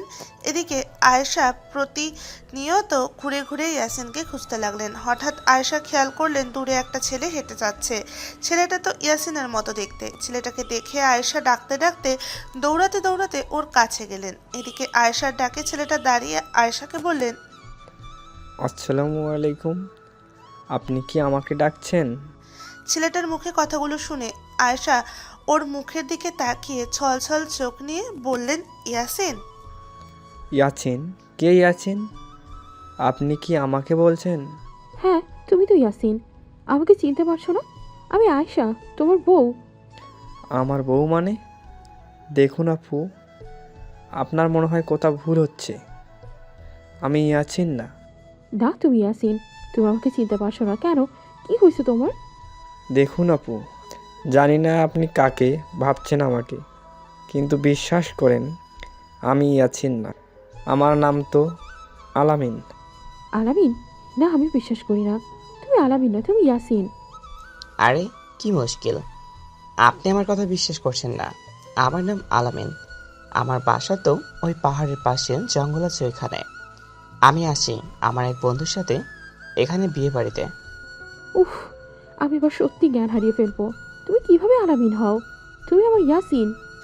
আয়েশা ও আলামিন নামের ছেলেটার কথার মাঝখানে সেখানে আশা দৌড়ে আসে। আশা কাছে আসতে আয়েশা বলেন, আশা দেখ, ইয়াসিনও আমার ইয়াসিন, কিন্তু এই কথাটা ও কোনোভাবেই স্বীকার করছে না। ও বলছে ওর নাম আলামিন। আপু দেখেন না, সে তখন থেকে ওনাকে বলছি আমি আছি না, আমি অন্য ছেলে, আমার নাম আলামিন। কিন্তু উনি পাগলের মতো কী সব বলে যাচ্ছে। ওনার মাথায় কি সমস্যা নাকি? না ভাইয়া, ভালো।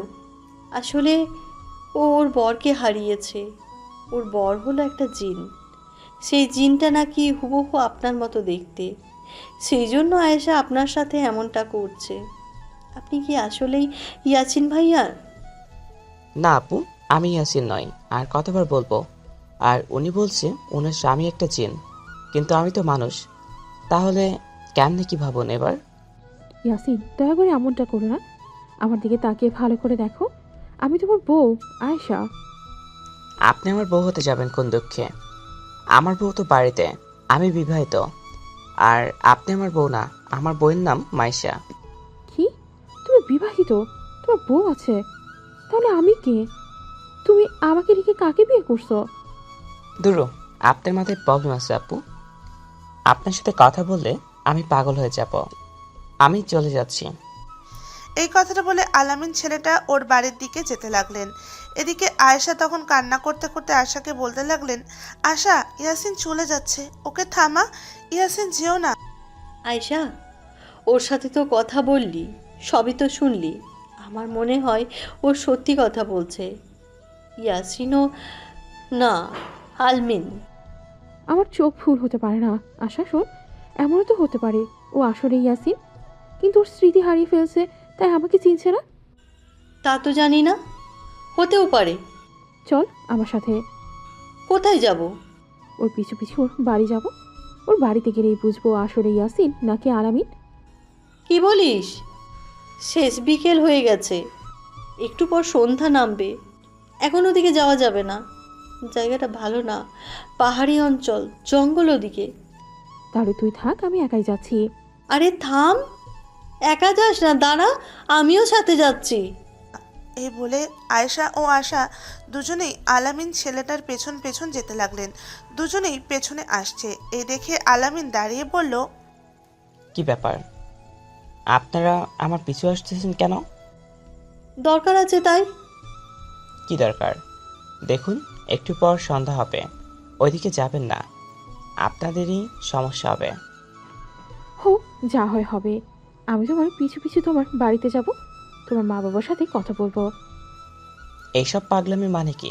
দেখুন শেষবারের মতো বলছি, চলে যান এখান থেকে। না, যাব না, এতে যা হয় হোক। আপনার মাথায় আসলে সমস্যা আছে।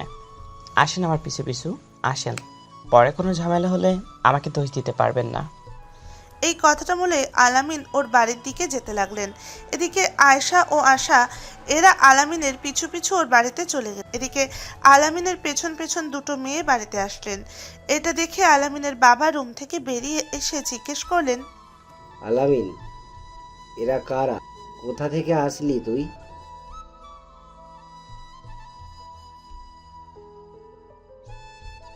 বাবা, আমি আমার বন্ধুর সাথে বিয়ে বাড়িতে গিয়েছিলাম, সেখানে এই আপুটার সাথে দেখাও না বাবা। উনি বলেছেন আমি নাকি ইয়াসিন। ওনাদের কত করে বুঝালাম আমি ইয়াসিন না, আমার নাম আলামিন। উনি বিশ্বাস করছি না, উল্টো আমাকে বলছে আমি নাকি ওনার বর, উনি আমার বউ। ছেলের মুখে এসব কথা শুনে আলামিনের বাবা বললেন, তোমরা কে মা? আলামিন যা বলছে এসব কি সত্যি? হ্যাঁ, সব সত্যি আঙ্কেল। দয়া করে আপনি সত্যিটা বলুন না। ও আলামিন না, ও ইয়াসিন। দেখো মা, তোমার কোথাও ভুল হচ্ছে। আমার ছেলের নাম ইয়াসিন না, আলামিন। না না, আমি বিশ্বাস করি না। ও আমার ইয়াসিন, আমার স্বামী, আমি ওর বউ। আপনি সত্যি করে বলুন না, ওকে কোথায় পেয়েছেন? ও কি স্মৃতি হারিয়েছে? কি বলো এসব? দেখো মা, বাবা, তোমার বাবার বয়স্ক হয়ে একটা কথা বলছি। তুমি ভুল ভাবছো। আমার ছেলে আলামিনের কোনো স্মৃতি হারায়নি, ও সুস্থ আছে। সন্ধ্যা হয়ে আসছে, তোমরা ফিরে যাও। না, আমি যাব না। আমাকে সত্যি কথাটা না বললে যাব না। আমাকে জোর করতে বাধ্য করো না, চলে যাও। এই বলে আলামিনের বাবা রেগে আশা ও আয়েশাকে বাড়ি থেকে বের করে দিলেন। বাড়ি থেকে বের করায় আশা আয়েশাকে বললেন, আগেই বলেছি ওই ছেলে ইয়াসিন নয়। এখন বিশ্বাস হলো তো? চলো আয়েশা, রাত নেমে আসছে। না, আমি যাব না। তুই ফিরে যা আশা, তোর খালার বাড়িতে ফিরে যা। কি বলিস? তোকে এখানে রেখে চলে যাব? ভাবলি কি করে? এতে তোরই ভালো হবে। আমার সাথে এখানে থাকতে পারবি না তুই। যা, আমার জন্য চিন্তা করিস না। কিন্তু কোনো কিন্তু না। রাত হবার আগে তোর খালার বাড়িতে চলে যা। আর শোন, আমি এখানে এই কথাটা আমার মা বাবাকে বলিস না, আমি না বলা পর্যন্ত। ঠিক আছে, কোনো সমস্যা হলে আমাকে ফোন করবি, কেমন? নিজের দিকে খেয়াল রাখিস। এই কথাটা বলে আশা চলে গেল। আয়েশা একা দাঁড়িয়ে রইল আলামিনদের বাড়ির বাইরে। কিছুক্ষণের মধ্যে সন্ধ্যা ঘনিয়ে রাত নামলো। অন্ধকার রাতে আয়েশা একা দাঁড়িয়ে আছে। এভাবে কিছুক্ষণ দাঁড়িয়ে থাকার পর আলামিনের বাবা আয়েশার কাছে এসে বললেন, আসো, আমার সাথে আসো। কোথায় যাব? কোথাও যাব না আমি। যা বলি শোনো, আমার সাথে আসো। এই কথাটা বলে আলামিনের বাবা আয়েশাকে নিয়ে ওনার বাড়িতে আবারও চলে গেলেন। আয়েশাকে নিয়ে ভেতরে গিয়ে আলামিনের বাবা বললেন, যাও মা, ফ্রেশ হয়ে নাও। রাত হয়ে গেছে, আমাদের সাথে রাতে খাবার খাবে। না আঙ্কেল, আমার খিদে নেই। আপনারা খান, আমি খাবো না। যেটা বলছি সেটা করো। তুমি ইয়াসিনের বিষয়ে জানতে চাও না? চাইলে যা বলি তাই করো। আলামিনের বাবার কথায় আয়েশা ফ্রেশ হয়ে ওদের সাথে খাবার খেতে লাগলেন। খাবার সময় আলামিনের বাবা বললেন, আমাদের খাবার বেড়ে দিচ্ছে, ওকে দেখো কে জানো? ও আলামিনের বউ, যে আলামিনকে তুমি ইয়াসিন ভাবছো। আচ্ছা আঙ্কেল, ও কি আসলে ইয়াসিন নন? না মা, ও ইয়াসিন নয়। তাহলে হুবহু ইয়াসিনের মতো দেখতে হয় কিভাবে? আপনি কি ইয়াসিনের বিষয়ে কিছু জানেন? আমার মনে হয় জানি। এটা একটা ইতিহাস বললে সবাই চমকে উঠবে, বিশ্বাস করতে চাইবে না। আপনি বলুন আঙ্কেল, আমি সবটা শুনবো। ঠিক আছে, শোনো তবে। এই বলে আলামিনের বাবা সব ঘটনা বলতে শুরু করলেন। আলামিনের বাবা কী বললেন সেটা পরের পর্বে জানতে পারবেন। আলামিনের বাবা সব ঘটনা বলতে শুরু করলেন। উনি বললেন, মা আয়েশা, শোনো। আলামিন, তুইও শোন, কারণ ঘটনাটা শুনে তুইও চমকিস। আমি আগে পেশায় ছিলাম একজন কবিরাজ। এখন কবিরাজি করি না, ছেড়ে দিয়েছি। আগে করতাম। আমাদের এলাকায় আগে থেকেই জঙ্গল। আমি একদিন কাজ শেষে ফিরতে ফিরতে সন্ধ্যা হয়ে যায়। আমি জঙ্গলের রাস্তা দিয়ে ফিরছিলাম। হঠাৎ আমি দেখতে পাই একটা বড় গাছের নিচে দুটো বাচ্চা খেলা করছে। বাচ্চা দুটোকে দেখে আমি মনে মনে ভাবি, আরে এই সন্ধ্যাবেলা এখানে বাচ্চা আসলো কোথা থেকে। আমি বাচ্চা দুটোর কাছে গিয়ে আশেপাশে ডাকতে থাকি, এখানে কেউ আছেন? এরা কার বাচ্চা? কিন্তু আমার কথার কোনো আওয়াজ আসছে না। এই সন্ধ্যার সময় দুটো বাচ্চা জঙ্গলে, একটু পর রাত হলেই তো বাঘ শেয়াল খেতে পারে। এই ভেবে আমি একটা বাচ্চাকে কোলে নিয়ে দ্রুত বাড়ি চলে আসি। বাড়িতে এসে লাইট নিয়ে আবার সেইখানে যাই আর একটা বাচ্চাকে নিয়ে আসতে, কিন্তু সেখানে গিয়ে দেখি রেখে আসা বাচ্চাটা সেখানে নেই। খুব খারাপ লাগছিল তখন। আমি ভেবেছি ওই বাচ্চাটাকে মনে হয় শেয়াল কুকুরে খেয়েছে। যাই হোক, আমি বাচ্চাটাকে না পেয়ে বাড়ি ফিরে আসি। সেই রাতে আমি ঘুমের মধ্যে স্বপ্ন দেখি। আমি দেখি দুজন খুব উচ্চ লম্বা আমাকে এসে বলছে, রহিম মিয়া, তুমি যে আজ জঙ্গল থেকে বাচ্চাটাকে নিয়ে আসছো, সে আসলে কোনো সাধারণ বাচ্চা নয়, ও জিনেদের বাচ্চা। বাচ্চা দুটো মানুষ রূপে খেলা করছিল। তুমিও হয়তো না বুঝে বাচ্চাকে মানুষ ভেবে না বুঝে নিয়ে আসছো, যেহেতু তুমি বাচ্চাটাকে ফিরিয়ে দাও। কাল সন্ধ্যাবেলা বাচ্চাটাকে যেখানে পেয়েছো সেখানে রেখে যেও। এই কথাটা বলার পরের স্বপ্ন আসা ওই জিন দুটো চলে যায়। এদিকে আমারও ঘুম ভেঙে যায়। আমি ঘুম ভেঙে যাওয়ার পর বুঝতে পারি আসলেই ও জিনের বাচ্চা। জিনেরা বলেছিল ওনাদের বাচ্চাটাকে ফিরিয়ে দিতে, কিন্তু আমাদের কোনো সন্তান না থাকায় আমি জিনেদের ওই বাচ্চাটাকে দিতে রাজি হইনি। আমি কবিরাজ ছিলাম, তাই ওই জিনেদের বাচ্চাটাকে বন্দি করে রাখি। আমার এমন অবস্থা দেখে সেই জিনেরা সশরীরে আমার সাথে দেখা করে আর কথা বলে। জিনেরা আমার সাথে দেখা করায় আমি ওদের বলি, আমি বাচ্চাটা আর ফিরিয়ে দেব না, ওকে আমার আদরে বড় করব, নিজের ছেলের মতো। আমার এমন ব্যবহার আর অনুরোধ সেই জিনেরা আমাকে বলল, ঠিক আছে, তোমার যেহেতু সন্তান নেই তাহলে ওকে তুমি বড় করো, কিন্তু ওর 40 বছর হবে তখন আমরা ওকে নিয়ে যাব। এই 40 বছর ও তোমার কাছে থাকবে নিজের ছেলের মতো। জিনেদের কথায় আমি রাজি হই আর তাদের সন্তানকে নিজের সন্তানের মতো বড় করতে থাকি। আর সেই জিনেদের সন্তানটা কে জানিস? সেটা আর কেউ নয়, তুই আলামিন। বাবার মুখে এসব কথা শুনে আলামিন যেন আকাশ থেকে পড়ল। আলামিন জিন সেটা ও আজ প্রথম জানলো। কথাটা শুনে আলামিন বলল, কি? আমি চিন? বাবা, এসব কি বলছো? সব সত্যি কথা বাবা, তুই সত্যি জিনের সন্তান। তোর বয়স এখন 25 বছর। যখন বয়স 40 হবে জিনেরা তোকে নিয়ে যাবে।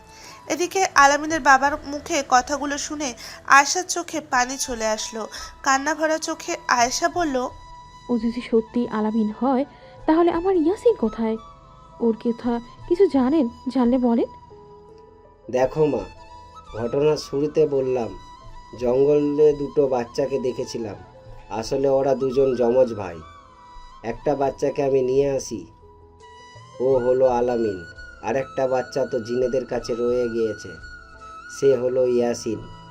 ইয়াসিন ও আলামিন যমজ ভাই। আমার ধারণা তাহলে ভুল, ও ইয়াসিনা ইয়াসিনের ভাই আলামিন। আঙ্কেল, আপনি তো বললেন আপনি কবিরাজ, আর আপনার সাথে ইয়াসিনের পরিবারের সাথে কথা হয়, যোগাযোগ হয়। আমাকে দয়া করে বলবেন ইয়াসিনের কি হয়েছে? ও আদৌ বেঁচে আছে নাকি সত্যিই মারা গেছে? দেখো মা, সন্ধ্যার সময় তুমি যখন আলামিনের সাথে আমার বাড়িতে এসেছিলে আমি তখন বুঝে গেছি, কিন্তু একটা ঝামেলা আছে। তাই তখন আমি ইয়াসিনের বাবা ও দাদাদের সাথে কথা বলেছি। তাই? সত্যি? কি বললো ওনারা? বলে না ইয়াসিনের কি হয়েছে? ওকে আদৌ বেঁচে আছে নাকি মারা গেছে? দেখো মা, শান্ত হও, নিজেকে সামলাও। তোমার স্বামী ইয়াসিন সত্যি আর বেঁচে নেই, ও মারা গিয়েছে। ইয়াসিন মারা গেছে কথাটা শুনে আয়েশা ধপাস করে মাটিতে বসে পড়লেন। শরীরে যেন কোনো শক্তি পাচ্ছে না আয়েশা, চোখ দিয়ে বেয়ে পড়ছে পানি। কাঁদতে কাঁদতে আয়েশা বললেন, মারা গেছে? আমার কলিজা মারা গেছে তাই না? আমাকে যাবার সময় বলেছিল যুদ্ধে যাচ্ছে, কিন্তু যুদ্ধে গিয়ে আর ফিরবে না, মারা যাবে তা তো বলেনি। না মা, তুমি ভুল ভাবছো।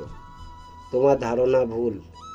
কারণ ইয়াসিন যুদ্ধ করতে গিয়ে মারা। কি? তাহলে কিভাবে মারা গেছে?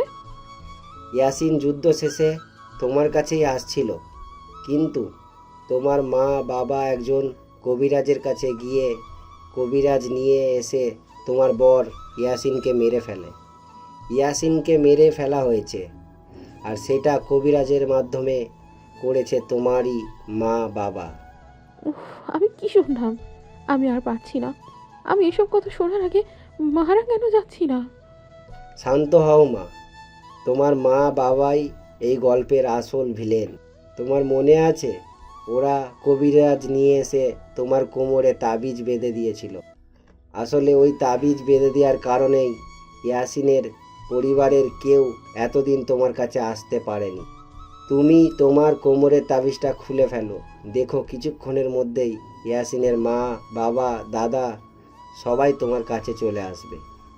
আলামিনের বাবার কথায় আয়েশা তাড়াহুড়ো করে কোমরে থাকা তাবিজটা খুলে ফেললেন। তাবিজটা খোলার কিছুক্ষণ পর ঠিকই ইয়াসিনের বাবা মা দাদা সবাই এসে হাজির হলেন। ইয়াসিনের মা বাবা ও দাদাকে দেখে আয়েশা চিৎকার করে কান্না করতে লাগলেন।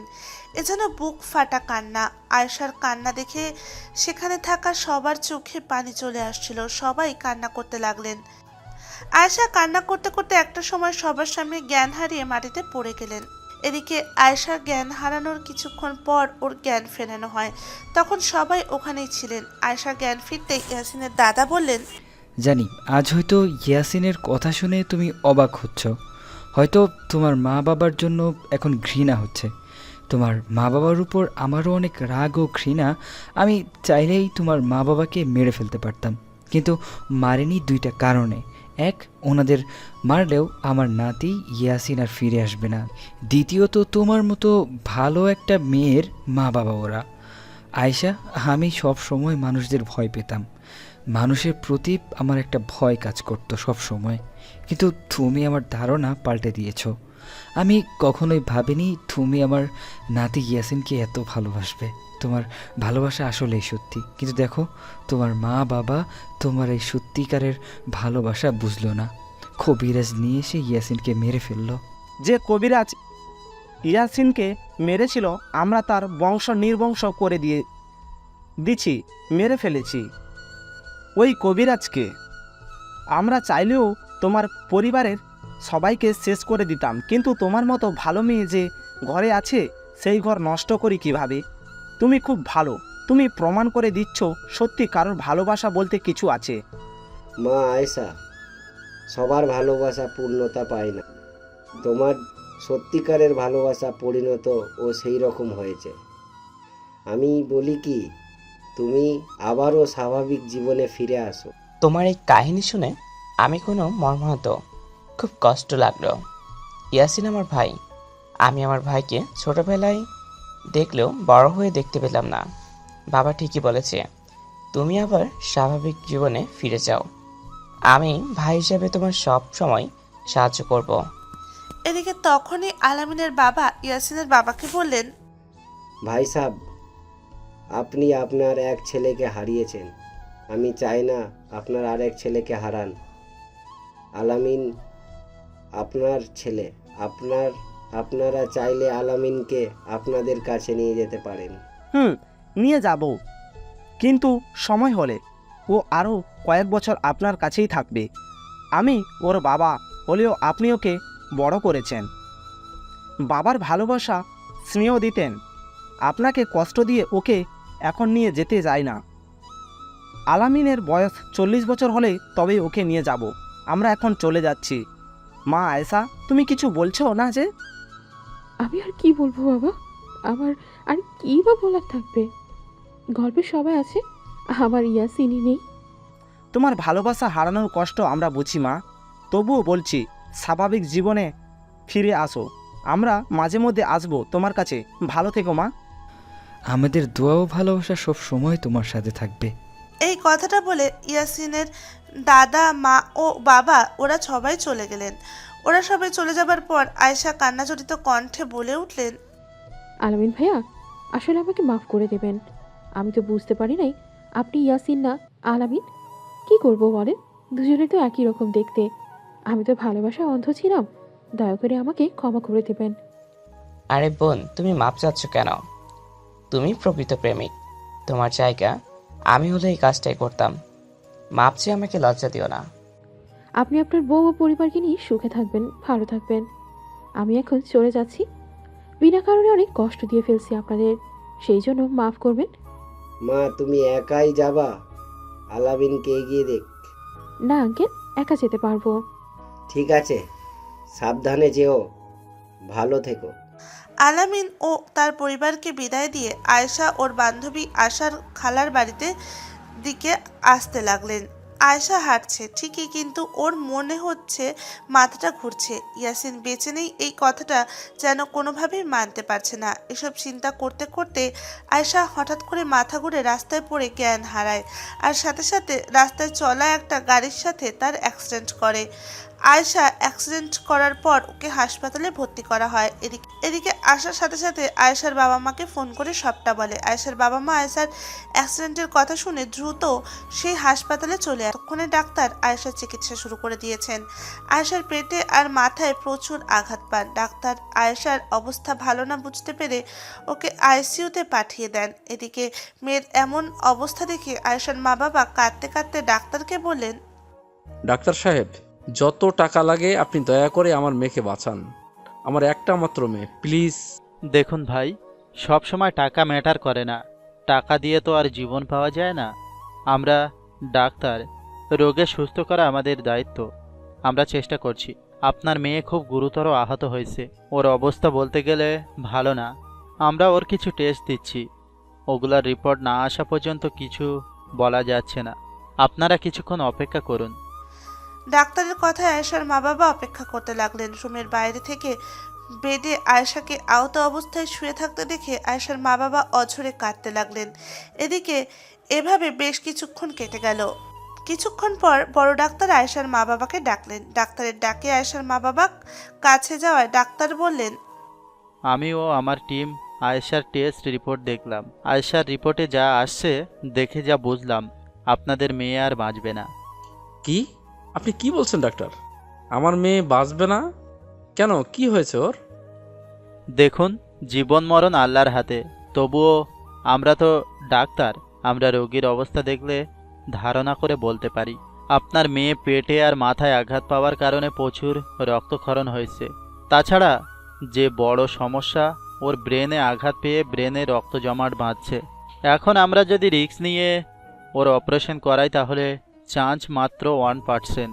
তার চেয়ে ভালো মেয়ের সাথে গিয়ে শেষবারের মতো দেখুন, কথা বলুন, একটু পর ওর জ্ঞান ফিরবে। এই কথাটা বলে ডাক্তার চলে গেলেন। এদিকে আয়েশার মা বাবা মাথায় যেন আকাশ ভেঙে পড়লেন। এটা কি শুনলেন? একমাত্র আদরের মেয়েকে এভাবে হারাতে হবে? এই ভেবে আয়েশার মা বাবা এক দৌড়ে আয়েশার কাছে গিয়ে কান্না করতে লাগলেন। এদিকে কিছুক্ষণ পর আয়েশার জ্ঞান ফিরল। আয়েশার জ্ঞান ফিরতে আয়েশা খুব কষ্ট করে আস্তে আস্তে বলে উঠল, মা বাবা, তোমরা আসছো? বাবা, আমি চোখে অন্ধকার দেখছি, কথা বলতে কষ্ট হচ্ছে। আমি মনে হয় বাঁচবো না। তবে মারা যাওয়ার আগে একটা কথা বলে যাই, ইয়াসিনকে আমি সত্যি খুব ভালোবাসতাম বাবা। আমার ইয়াসিনকে তোমরা মেরে ফেলছো। আমি আবার বেঁচে থেকে কি করব? তোমরা অনেক ভালো থেকো। ইয়াসিনের মতো তোমাদেরও অনেক ভালোবাসি আমি। মেয়ের মৃত্যু সময় এসব কথা শুনে আয়েশার বাবা কান্না করতে করতে বললেন, হ্যাঁ মা, আমি দোষী। আমি কবিরাজ নিয়ে এসে ইয়াসিনকে মেরে ফেলেছি। কি করব বল? তুই যখন ইয়াসিনকে বিয়ে করলি কথাটা শুনে অনেক রাগ হয়েছিল। নিজের একটি মাত্র মেয়ে, সে কিনা হবে জিনের বউ? পাড়া প্রতিবেশীকে কি জবাব দিব? উপায় না পেয়ে গোপনে কবিরাজ নিয়ে এসে ইয়াসিনকে মেরে ফেলেছি। কিন্তু বিশ্বাস কর, আমি জানতাম না তোদের ভালোবাসা এত গভীর। বাবার মুখে এসব শুনে আয়েশার শ্বাস প্রশ্বাস বেড়ে গিয়ে ছটফট করতে লাগলো। এদিকে মেয়ের এমন অবস্থায় আয়েশার বাবা চিৎকার করতে লাগলেন। আয়েশার বাবার চিৎকারে ডাক্তার আস্তে আস্তে আমাদের এই গল্পের নায়িকা আয়েশা শেষ নিঃশ্বাস ত্যাগ করলেন, মারা গেলেন আয়েশা। ভালোবাসা খুব সুন্দর ও মধুর একটা সম্পর্ক। এই মধুর সম্পর্কের মাঝে অনেক বাধা, অনেক বিপত্তি চলে আসে। সব ভালোবাসা যে পূর্ণতা পায় তা কিন্তু না। অনেক ভালোবাসা হেরে যায় পরিবারের ও পরিস্থিতির কাছে, তেমনি একটা সত্যিকারের ভালোবাসা হেরে গেল মা বাবার কাছে। আয়েশা মারা যাওয়ায় ইয়াসিনদের দাদা ও বাবা রেগে গিয়ে কিছুদিন পর আয়েশার বাবাকে প্যারালাইসিস করে দেন। আয়েশার বাবা বেঁচে আছেন, কিন্তু ওনার হাত পা অবশ হয়ে গেছে। তবে একটা কথা, সব মা বাবা যে সন্তানের কারণ হয়, ভালোবাসার বাধা হয়ে দাঁড়ায় তা কিন্তু না। অনেক মা বাবা আছে সন্তানদের ভালো চায়, সন্তানের যে সুখে থাকে সেজন্য যত রকম সামর্থ্য থাকে চেষ্টা করে থাকে। এমন মা বাবাকে সালাম জানাই। আমরা যখন কাউকে পছন্দ করি বা ভালোবাসি তখন আমরা মনে করি সেটাই ঠিক, সেই মানুষটাই সঠিক, কিন্তু সবসময় কি সেটা হয়? সেটা ঠিক হয়? মা বাবা কখনো কোনো সন্তানের খারাপ চায় না, তাই মা বাবার কথা মতো চলার চেষ্টা করব সবাই। আয়েশা ও ইয়াসিনের সত্যিকারের ভালোবাসা পূর্ণতা পেল না, ব্যাপারটা খুবই দুঃখজনক। সব গল্পে যে নায়ক নায়িকার মিল হবে তা কিন্তু না। অনেকে আমাকে দোষ দিতে পারেন, অনেকের মন খারাপ হতে পারে, আমি তাদেরকে বলবো আমার গল্পটার ভাবনায় এরকম এই গল্পে নায়ক নায়িকার মিল হবে না, এটাই ভাবনায় ছিল। আশা করি গল্পটা অনেকের মনে জায়গা করে নিয়েছে, দাগ কেটে গেছে। এই গল্পটি যারা পুরোটা পড়ছেন তাদের কমেন্ট করে জানাবেন কেমন ছিল গল্পটা। গল্পটা শোনার জন্য সবাইকে অসংখ্য ধন্যবাদ।